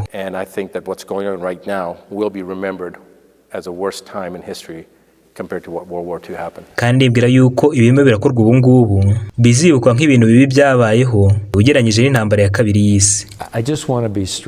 Reka nkubwire ntaciye ku ruhande,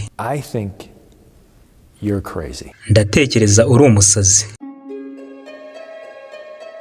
Mu gitabo Inama ku buzima paje ya 18 tuhasoma amagambo avuga ngo imbaraga ya Satani yo kugenzura ikiremwa muntu ikomeje kwiyongera. Uwiteka atagize ikintu akora vuba ngo azarimbure iyo mbaraga vuba ha cyane, isi yagabanywamo abaturage, depopulation. Kandi no mu migani igice cya 30:14 haranditse ngo hariho umuryango w'abantu bafite amenyo ameze nk'inkota n'ibijigo bimeze nk'ibyuma byo gutsemba abakene mu isi n'indushyi ngo bazikure mu bantu. This is not also an accident. It's not an accident, the COVID-19. Iyi kandi ntabwo ari impanuka. COVID-19 ntabwo ari impanuka. Ni iki twemeza ubutumwa bwacu, misiyo yacu bwo kugira ngo dukorere hamwe, kugira ngo dushyigikire mu gikorwa cyo guhindura inosi. Niba rero ijambo ry'Imana rihamya yuko hariho umuryango w'abantu umeze uko nguko ushaka gutsemba abantu mu isi n'indushyi ukazikura mu bantu, nta gushidikanya yuko iryo tsinda rya Satani riri muri iyi si. Kandi kuba ryabasha gukora ibi bintu cyangwa se ribigira mu migambi yaryo ni igihamya yuko ari ryo riyoboye isi. None kuri ibi ngibi Dr. Rashid yavugaga ntitwabura kubihuza n'aya makuru dukesha urubuga Digo, nubwo wenda baje kuyakuraho nyuma. Nayo yavugaga yuko iki cyerezo cya 2021-2030 ino gahunda yo kugabanya abantu mu isi igomba kuzaba yaragezweho muri 2025.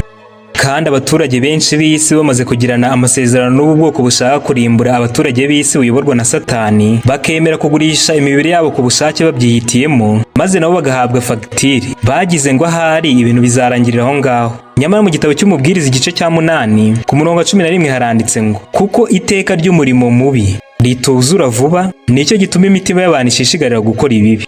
Mbese ko iyi gahunda twabonye irimo abatunzi bo mu isi, kandi ihame ry'uwo mwuga w'ubucuruzi rivuga yuko utashora amafaranga mu bintu bitazakubyarira inyungu. None niba inyungu bagomba kubona muri uyu mushinga wabo atari amafaranga, iyo gahunda ikazaba ihuje n'iki kibazo bavuga cy'ihindagurika ry'ikirere, none ubwo ngubwo iyi ndwara bakoze ntifitanye isano bikomeye n'iki kintu. This is not also an accident. It's not an accident, the COVID-19. Iyi kandi ntabwo ari impanuka. COVID-19 ntabwo ari impanuka. Imana ivugira mu muhanuzi Yesaya ngo nimwubura amaso yanyu murebe hejuru, murebe no ku isi. Ijuru rizatamuruka nk'umwotsi, n'isi izasaza nk'umwambaro, kandi n'abayibamo bazapfa nk'isazi. Ariko agakiza kanjye kazagumaho iteka ryose, kandi gukiranuka kwanjye ntikuzakuka. None icyo gihe ni ryari abaturage bo mu isi bazapfa nk'amasazi? Nk'uko iryo somo ribitubwira, ni igihe isi izaba ishaje nk'umwambaro, cyangwa se mu minsi y'imperuka. Abafrimasoni bagira ihame rivuga ngo the end justifies the means, bisobanuye ngo iherezo ry'ikintu cyangwa se iherezo ry'igikorwa niryo risobanura impamvu zo kubaho kwacyo. Kandi bakomeza bavuga ngo iyo intego nyamukuru igezweho, inzira yose ibintu byaciyemo nta kibivuze. Bivuze ngo niba hari intego runaka baba bafite, byaca mu byorezo, byaca mu ntambara, byaca mu miti, byaca mu nzara, inzira iyo yo yose, icya mbere ni uko intego yabo igomba kugerwaho. Ubwo rero igiye gusa nicyo kizadusobanurira byinshi cyane ku by'iki gikorwa bakoze ubu ngubu, bitewe n'uko igihe nicyo mucamanza mwiza cyane. This is not also an accident. It's not an accident, the COVID-19. Iyi kandi ntabwo ari impanuka. COVID-19 ntabwo ari impanuka. Kandi kuba uruhande rurwaye rwahagararaho abakomeye ndetse n'abitwa ko bajijutse. Ku mukristo icyo ngicyo ntabwo ari ikintu aba akwiriye gushingiraho ngo ahitemo aho agomba guhagarara, kuko muri Daniyeli 8:24 haranditse ngo azarimbura bitangaje, azabasha ibyo yagambiriye, azarimbura abakomeye n'ubwoko bw'abera. Kuba Bibiliya ivuga ngo azarimbura abakomeye maze ikongeraho ngo n'ubwoko bw'abera, ntabwo kuno kurimbuka kurimo kuvugwa muri iri somo ariko akundi ko mu gihe cy'imperuka cyangwa se uko ibyago birindwi. Kubera iki? Nuko abera badashobora kurimburwa muri icyo gihe, kandi n'uyu mwami w'umunyamwaga nawe wa wundi urimbura akoresheje amahoro nk'uko Bibiliya ibivuga, agomba gukora kino gikorwa cye mbere y'uko irangira ry'imbabazi rigera, bitewe n'uko nicyo gihe cyonyine azaba agifite uburenganzira bwo gukora ibikorwa nk'ibi ngibi. Ndetse n'urwo ruhande rwahagararaho abavuga yuko bahagarariye Imana mu isi, ibyo ngibyo nabyo si ikimenyetso cy'uko ibyo bintu byera. None si idini cyangwa wenda umuntu uvuga yuko ahagarariye Imana mu isi yarangiza akabona gahunda nk'iyi ngiyi irimo agahato, abatagendana nayo bicwa banarenganywa, ibangamiye amahame y'ubuzima avuga yuko yizera, ibuza abantu umudendezo wabo w'umutimanama, maze agashira isoni akavuga ngo ibyo bintu kutabikurikiza no kunyuranya na Bibiliya. Mu by'ukuri umuntu nk'uwo nguwo nubwo avuga yuko ahagarariye Imana, ntaba ahamije yuko ari umukozi utiganda wa Satani. Turabizi neza yuko iyo dusomye mu Byahishwe 13 tubona yuko mu minsi y'imperuka Satani azakoresha ikintu cyitwa gahato, kandi n'umwuka w'ubuhanuzi uravuga ngo agahato niyo ntwaro ya nyuma iranga ikintu cyose cyangwa se iyobokamana ryose ripfuye. Wakomeza usoma Bibiliya neza ukabona yuko Imana yo ikorera mu kintu cyitwa umudendezo, kuko haranditse ngo uyu munsi gushyize inzira ebyiri imbere, nuko rero uhitemo. Bivuze ngo uruhande Imana ikoreraho gusa ni uruhande rwemerera umuntu umudendezo w'umutimanama. Bihita bitwumvisha yuko Imana yo mu ijuru umuremyi ntishobora na rimwe guhagarara ku ruhande rubangamiye uwo mudendezo. Rero iyo hari impande ebyiri, izo mpande zikaba zitavuga rumwe ku kintu runaka, ntuzirirwe ushaka ikindi gihamya rwose kizakwereka uruhande rw'ikinyoma cyangwa se uruhande rwa Satani, kuko ikintu kimwe rukumbi kizakwereka uruhande rwa Satani ni uruhande ruzaba rubangamiye umudendezo w'umutimanama. Kandi umuntu wese cyangwa idini ryose rihagarara kuri urwo ruhande, mu by'ukuri icyo riba rigaragaje ni uko muri icyo gihe riba ririmo rirakoreshwa n'umwuka wa Satani.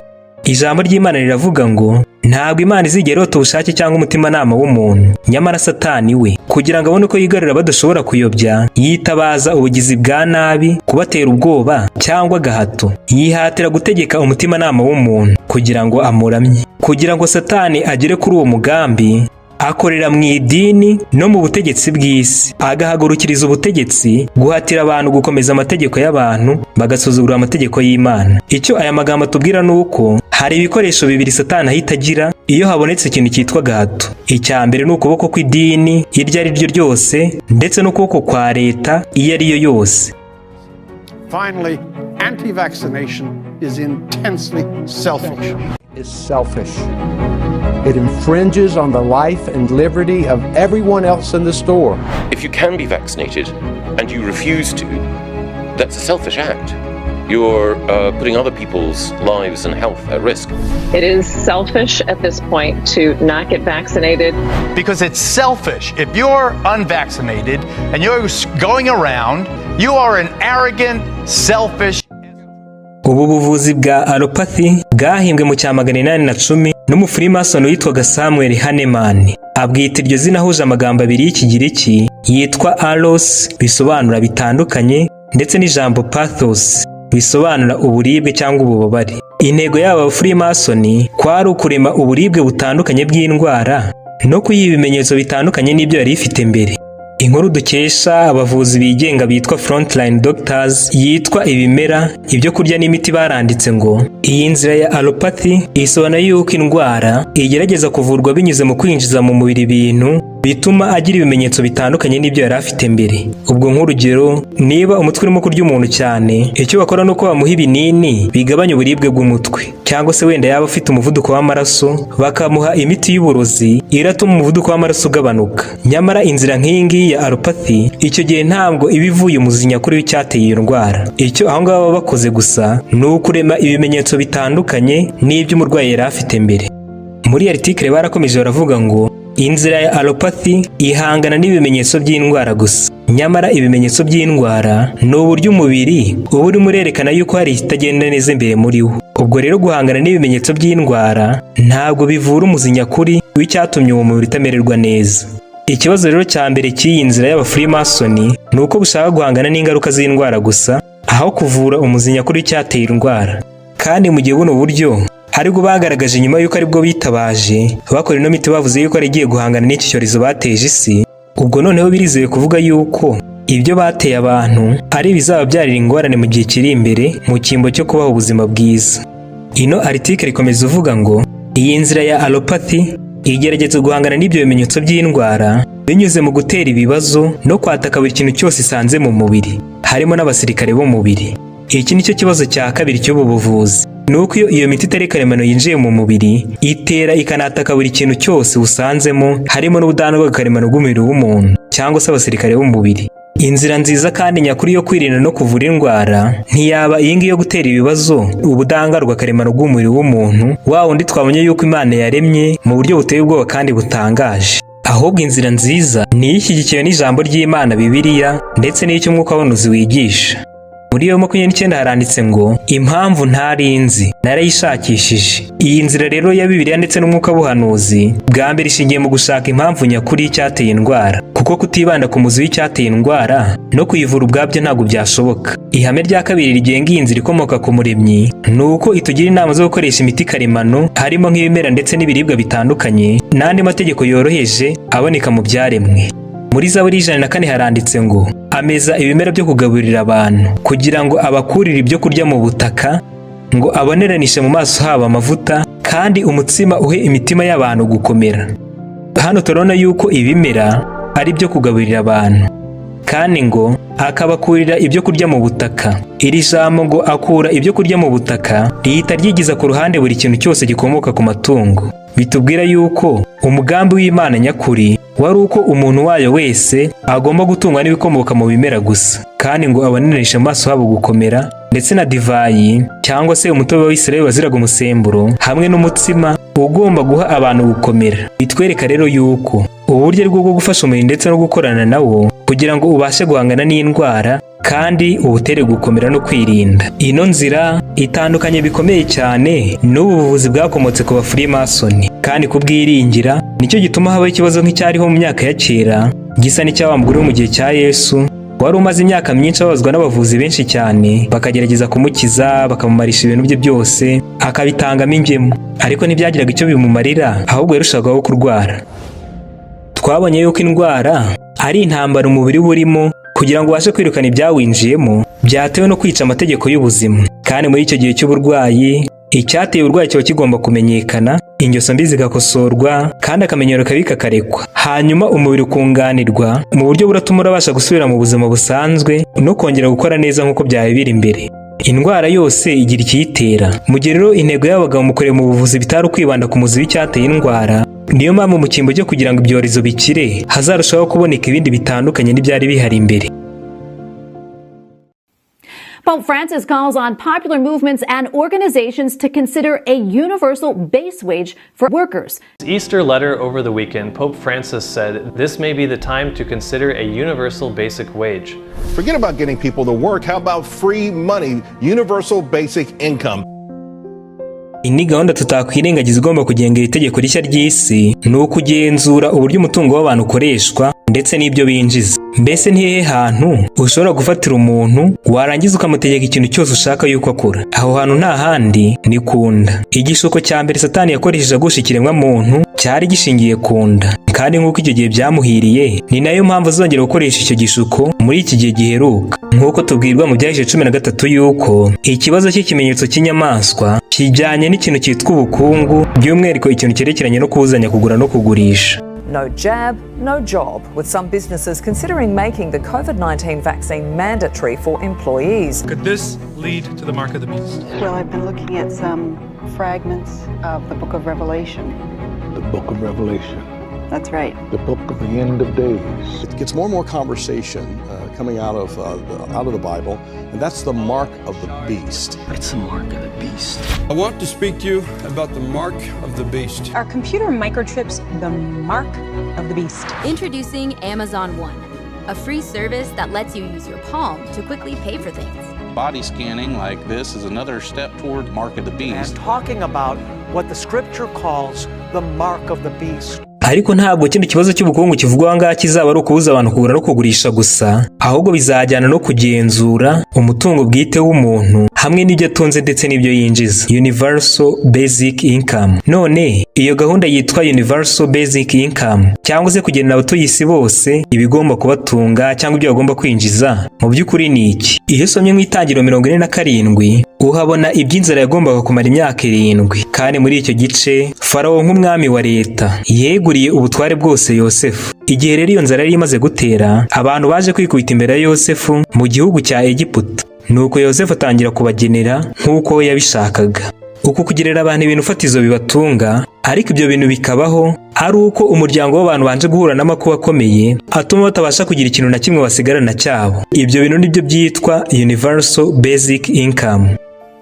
Pope Francis calls on popular movements and organizations to consider a universal base wage for workers. Easter letter over the weekend, Pope Francis said this may be the time to consider a universal basic wage. Forget about getting people to work. How about free money, universal basic income? Mbese n'iki gahunda ifasha umuntu ushaka kuyirema, nuko iyo amaze gukora uburyo nk'ubu ngubu maze agashyiraho amategeko, hakaboneka nk'umuntu udashaka kugera n'ayo mategeko ashyizeho, icyo gihe noneho biba bishoboka cyane yuko wamutegera kunda bitewe n'uko ibimutunze cyangwa se ibimubeshaho afite ahandi hantu abikomora. Wenda atekereza nko muri kino gihe cyo muri Egiputa, iyo baboneka nk'umuntu udashaka kugendera ku mategeko ya Yosefu na Farawo, icyagombaga kumubaho nuko yagombaga kubira ibimutunga bitewe no kubyamubeshagaho hari ahantu byakomokaga, kandi akaba adashaka kugenda n'amategeko y'aho hantu. Bisobanuye ngo mu kugenzura ubukungu mu buryo nk'ubu ngubu, ikintu byubaka nuko abategeka abaturage cyangwa se bari mu myanya yo hejuru basigara bafite ubushobozi bwose bushoboka kuri rwa rubanda rugufi bategeka. Ubwo rero bashatse gushyiraho amategeko mashyashya kuko nyine ari bo batunze abantu, bihita bibororera cyane kwerekeza umuryango w'abantu muri iyo gahunda nshyashya bashyizeho. Mu mwaka wa 2016 umuryango ushinzwe ubukungu ku isi yose watangaje intego 8 ugomba kuzaba waragezeho mbere ya 2030. Iya mbere na mbere batangaje iravuga ngo uzaba udatunze ikintu na kimwe kandi uzaba wishimye. Uko nguko niko isi yose izaba yaragizwe muri 2030. Gusa tubireye mu ishusho yagutse cyane, hano baravuga yuko umuturage w'isi wese agomba kuzagera muri 2030 adafite ikintu na kimwe atunze. Kandi iyo umuntu adafite ikintu atunze nyamara akababayeho, birumvikana yuko hari ahandi hantu byanze bikunze hagomba kumuha ibimutunze, kuko nyine bitabaye uko nguko ntabwo yabaho. Mu yandi magambo, nubwo umuntu azasigara nta kintu atunze, ariko azasigara afite abamutunze. Reka rero twongere dukoresha ibitekerezo neza. Hano barimo kuvuga yuko umuntu azasigara adafite ikintu na kimwe atunze kandi akazaba yishimye. None ikibazo, uku kwambura abantu ibintu byabo gushobora kugerwaho haramutse hakoreshejwe ikintu kimeze nk'ingufu, wenda agakoreshwa nk'imbaraga za leta, nk'urugero umuntu akazakubwira ngo ibintu byawe ndabijyanye, cyangwa se ubundi buryo bwaza bwitwara muri ubwo buryo. Mu by'ukuri uramutse ukoresheje inzira nk'iyo ngiyo, ikintu ku isi yose byabyara ni akaduruvayo hagati ya leta n'abaturage. Ibyo ngibyo ni ibintu byumvikana. Kugira ngo rero gahunda nk'iyi ngiyi yo kwambura abantu ibintu byayigerweho kandi bibashe kubaho ku rwego rw'isi yose, ndetse niba n'imyivumbagatanyo y'abantu, icyo noneho aho ngaho abantu bakora barema amakuba aratuma abantu bose yaba boroheje cyangwa abakomeye barasigara byanze bikunze bakeneye ubundi bufasha ahantu. Harabona rero iyi ntambara y'Urusiya na Ukraine irimo irateza ikibazo cy'ubukungu, bwa mbere bakibeshya yuko hari ibyo bintu bizahagarara cyangwa se ibyo bintu byabayeho nk'impanuka. Nta kintu na kimwe kibaho muri politike kibaye ari nk'impanuka. Perezida wa 32 wayoboye Leta Zunze Ubumwe za Amerika witwa Franklin Roosevelt yaravuze ngo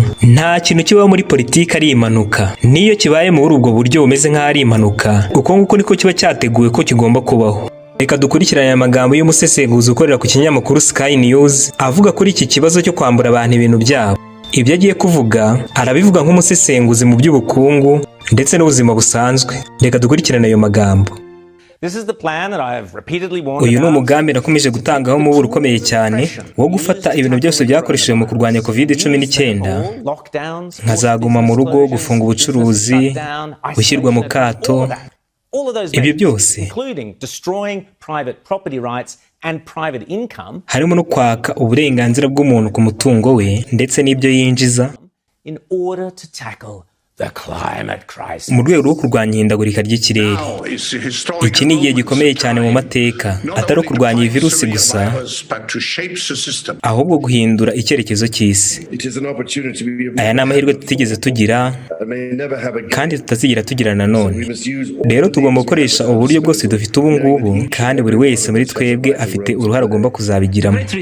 Uku kuvugurura isi yose ni ikintu umuntu wese agomba kwibanda bakumva ko ari ikintu cy'ingenzi. Ni ingenzi cyane yuko tugomba kongera kubaka bundi bushyashya kandi tugahanga bundi bushyashya iyi si yacu. Kandi ikintu cyo kudahungabanya ikirere ndetse n'ibindi byose bigize ubu kuvugurura isi bundi bukomeye, The Great Reset, ni ibintu by'ingenzi kugira ngo twubake ahazaza dushaka.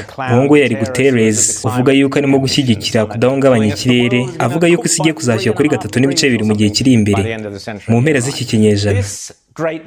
Uku kuvugurura isi bundi bushyashya kuzatugiraho ingaruka mbi, yaba ku bukungu bwacu ndetse n'umudendezo wacu, birengeje ibyo twabonye mu binyejana byashize. Kuko hamwe n'iyi miryango ikomeye nk'umuryango ushinzwe kwita ku bukungu bw'isi ndetse n'umuryango w'abibumbye n'ikigo kigenzura amafaranga ku isi,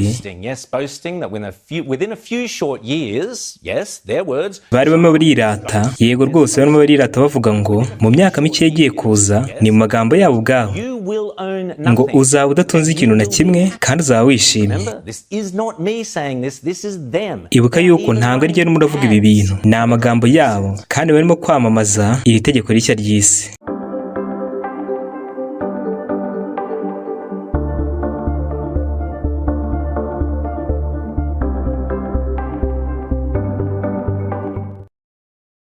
That they are now promising you will own nothing and you will be happy. Rero barimo kudusezeranya yuko utazaba ugize ikintu na kimwe utunze kandi ukazaba wishimye. What they should have added is and we the very rich will own everything and be even happier. Of course they will. Ariko icyo bakwiye ko bongeyeho ni iki ngiki: twebwe abakire tuzaba dutunze buri kimwe cyose kandi twishimye kurushaho. Kandi muri gutekereza yuko hari indi umuntu w'umusazi cyangwa se wa muntu uvuga amakuru atizewe, tekereza kabiri. Uyu mwanda umaze no kugera muri guverinoma yacu.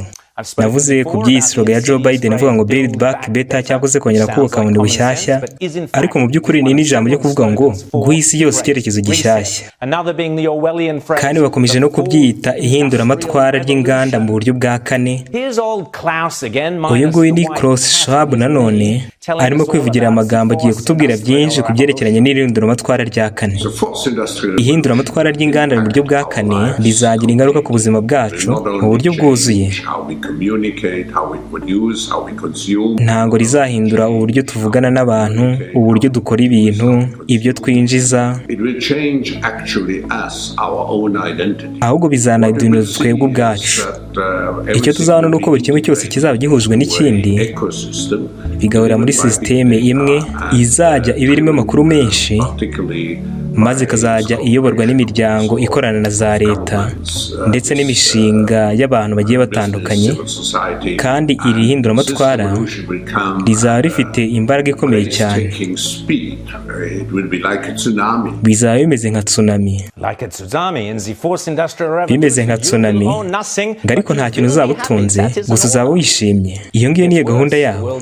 Birushaho kuba bibi cyane kubera ko umuryango ushinzwe ubukungu ku isi waravuze ngo ubu kapitalisme ukeneye doze za Marxism cyangwa se socialism.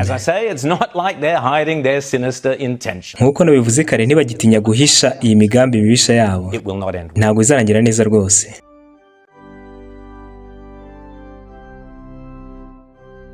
Mu gihe rero leta ariyo ifite uburenganzira bwa nyuma ku mutungo bwite w'umuntu ndetse n'uw'ibigo byigenga, kandi ikaba yemewe kuwukoresha hagati igihe cyose umuntu atemeye kugendana n'amategeko yayo, maze n'iyo leta ikaba ifite undi uyiha amategeko. Iyo nzira yo kugenzura ubukungu mu buryo nk'ubwo ngubwo niyo Roma mu by'ukuri yifuza. Kugira ngo dusobanukirwe byinshi kuri ibi ngibi, reka twifashishe amagambo y'umusesenguzi umwe wo muri Leta Zunze Ubumwe za Amerika, twumve ikintu afite kuvuga kuri iyo nzira nk'iyo ngiyo yabonye bano bantu barimo barashaka kubaka.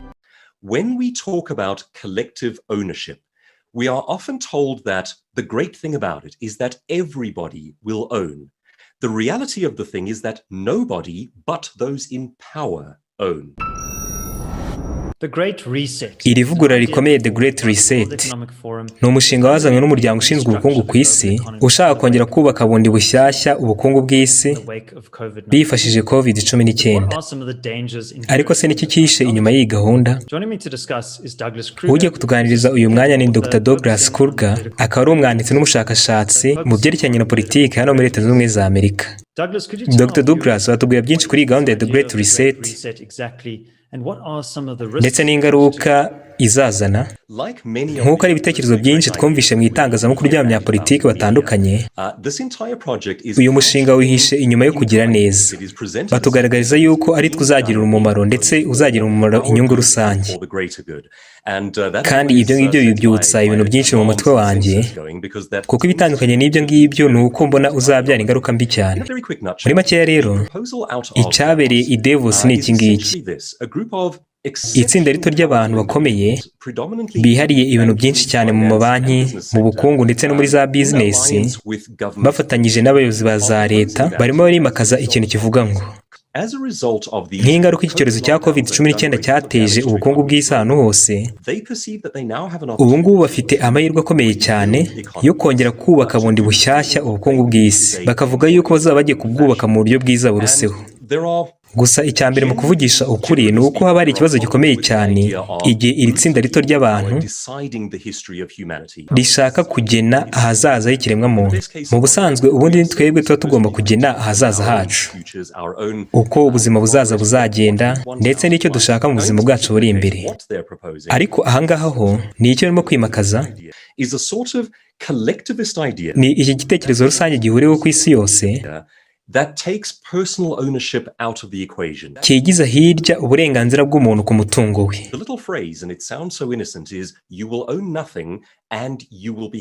Ijambo rito bakoresha rito bivuga mu ncamake ni iri ngiri: nta kintu uzaba utunze kandi uzaba wishimye.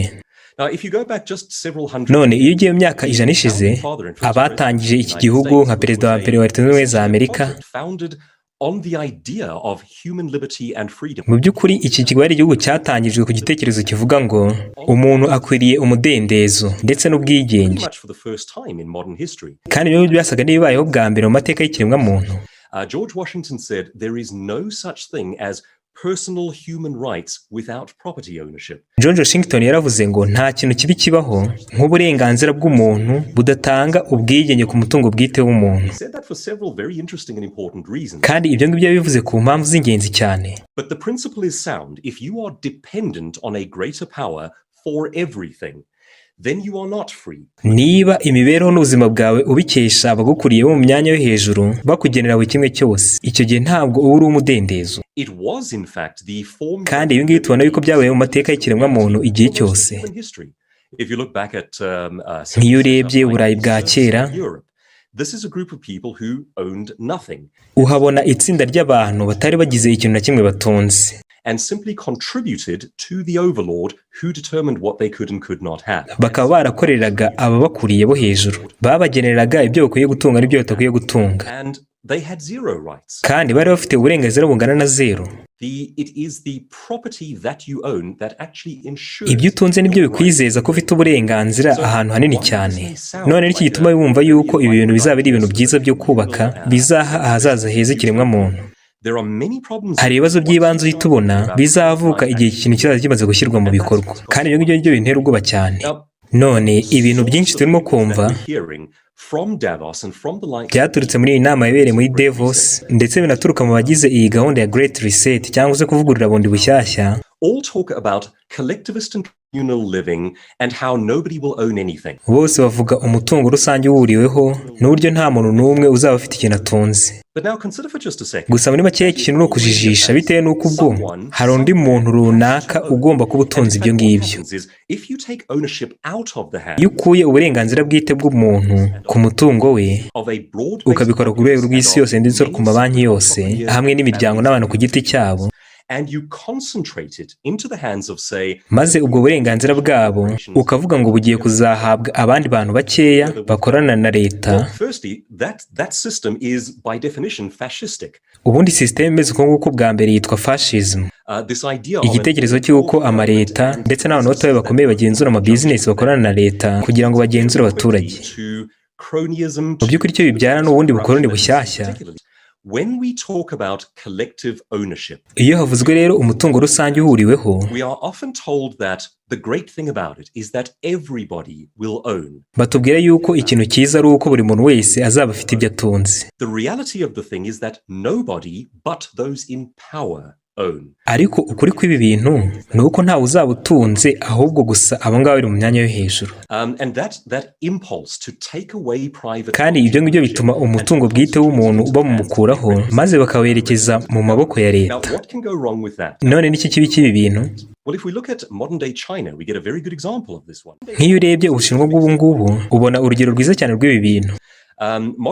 ubushinwa bw'iki gihe bufite ubukungu bugenzurwa muri ubu buryo, kandi abaturage bafite utwuma tubagenzura, kandi utwo twuma tugenzurwa n'amategeko ashingiye ku bitekerezo runaka. none ibaze iki ngiki, uri nk'umuryango, nta rugo ufite, nta kintu na kimwe kikwegereye cyitwa icyawe, ntabwo bizinesi ukoramo ari iyawe, ahubwo leta ifite uburenganzira bwose kuri ibyo ngibyo, kubera yuko bavuga yuko ari bo bahagarariye ibintu rusange. none ibaze iki ngiki, igihe uzaba ukoze ikintu leta itemera ko ugomba gukora, ugasoma nk'igitabo idashaka gusoma, ukandika nk'inyandiko idashaka ko wandika, ugakora nka video ya YouTube ivuga ku kintu mu buryo butari bwiza. none ibyo ngibyo bundi ni ibintu bisanzwe abantu bakora mu buzima bwabo kugira ngo babashe kubaka sosiyete. ariko aho ngaho mu Bushinwa ntabwo ushobora kubikora, kandi iyo ukoze ibintu leta idashaka bakoresheje akakuma kakugenzura baguhindura ikivume, mu by'ukuri bagukura muri iyo si, kandi bihita bigera ku ntego cyane bitewe n'uko nta kintu uba utunze. It is that ownership, that broad-based private ownership that keeps people free from government. ubwo burenganzira bwite rero ku mutungo w'umuntu nibwo butuma umuntu yigenga kuri leta. George Washington, who said that George Washington yaravuze ngo it is property rights that prop up human freedom. uburenganzira bwite ku mutungo w'umuntu nibwo bumubyarira umudendezo. So of course all that sounds none ubu ngubu ndabizi yuko byo kumvikana nko gutera ubwoba, ariko byatuma umuntu wese ureba amateka yakwibaza iki kibazo kivuga ngo ibintu byayo byakongera kwisubiramo. igihe abantu bakinishaga igitekerezo cy'umutungo rusange uwuriweho, byabyaye ingorane zikomeye cyane. kandi turimo turabona iyi sisiteme nanone irimo gushaka kubaka ubu ngubu, aho itsinda rito ry'abantu ryagenzuraga ubuzima bw'abantu bwose.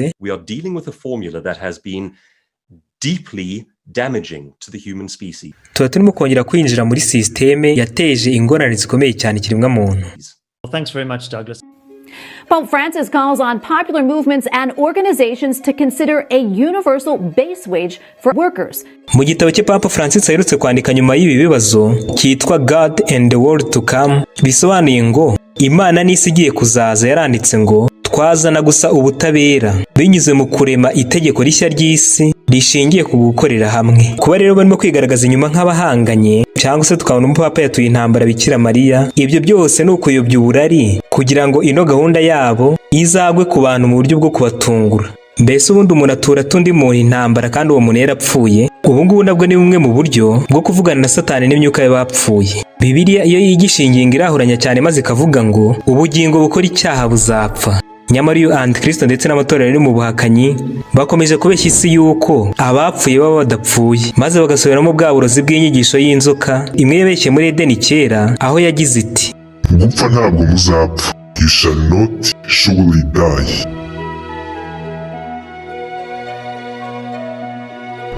mu mubwiriza mu giciro cya 9:5 asobanura iby'iyi ngingo cyane, hakavuga yuko nyuma y'uko umuntu apfuye ajya mu gituro bikarangira, kandi yuko mu gituro ari nta buzima burimo, nta kumva, nta kuvuga, ndetse ntibyashoboka yuko wapfuye yasabira umuntu muzima.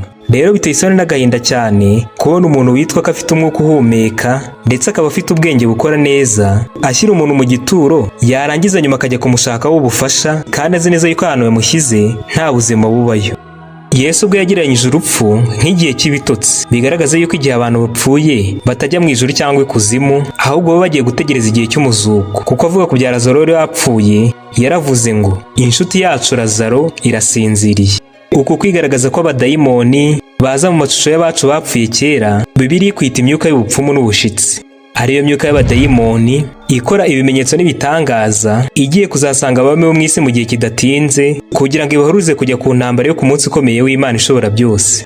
Iyi myuka y'abadayimoni yigaragaza nk'abapfuye kera bagarutse, ikigaragaza nka Bikira Mariya cyangwa Yesu Kristo cyangwa se intumwa ze, ifite intego imwe gusa yo kuyobya abatuye isi bose no kubemeza yuko inyigisho z'ibinyoma z'uko amategeko y'Imana yahindutse cyangwa se kubizeza agakiza gashingiye ku mayerekwa y'ibinyoma ndetse n'ibimenyetso n'ibitangaza by'ibihimbano mu cyimbo cyo kwihana no kwizera Yesu Kristo wenyine. When the ghost actually appears, turns out to be the ghost of Princess Diana. Bigeze hashize umwanya muto narayirangiza mbona izuba aho rirengera haturutse umuntu azansanga ari mwiza cyane. Ageze nko muri metero enye hejuru arahagarara arambwira ati Nataliya mwana wanjye. Nditaba nahise mbona aho narindi hahindutse ibyatsi bibisi. Inzu sinongera kuyibona. Ako kanya mpita mfukama. Arambwira ati jya usenga cyane kuko iyo umureba ubona adasa n'abazungu, ntasa n'abirabura, ntasa n'abahinde cyangwa abarabu cyangwa abantu bavutse ku birabura n'abazungu b'abanetisi. Ese ubona afite ubwiza. Niba rero wizera yuko amategeko y'Imana yahindutse, ukaba wizera yuko abapfuye bakomeza kubaho mu buryo runaka, cyangwa ukaba wizera yuko agakiza kabonwa binyuze mu kubona ibimenyetso n'ibitangaza by'ibihimbano, ufite ibyangombwa bihagije byo gushyirwaho ikimenyetso cy'inyamaswa. Kandi ni ibintu ugomba kwihana hakiri kare, kuko uwakira icyo kimenyetso agomba kujugunywa mu nyanja yaka umuriro n'amazuku, ariyo rupfu rwa kabiri. Byinshi ku buryo bushya bwo kuzagenzura ubukungu nyuma y'uko bamaze kwambura abantu ibintu byabo, bwaba ubu buryo bw'ikoranabuhanga ndetse n'ifaranga rya elegitoronike n'isano ibyo ngibyo bifitanye n'ikibazo cy'ikimenyetso cy'inyamaswa, tuzabirebera hamwe mu mugabane wa gatatu w'iki cyigisho Imana nibishima. Uwiteka abane na buri umwe wese kandi amumurikishirize mu maso he ndetse amuhe umugisha. Nibyo mbifurije mu izina rya Yesu, amen.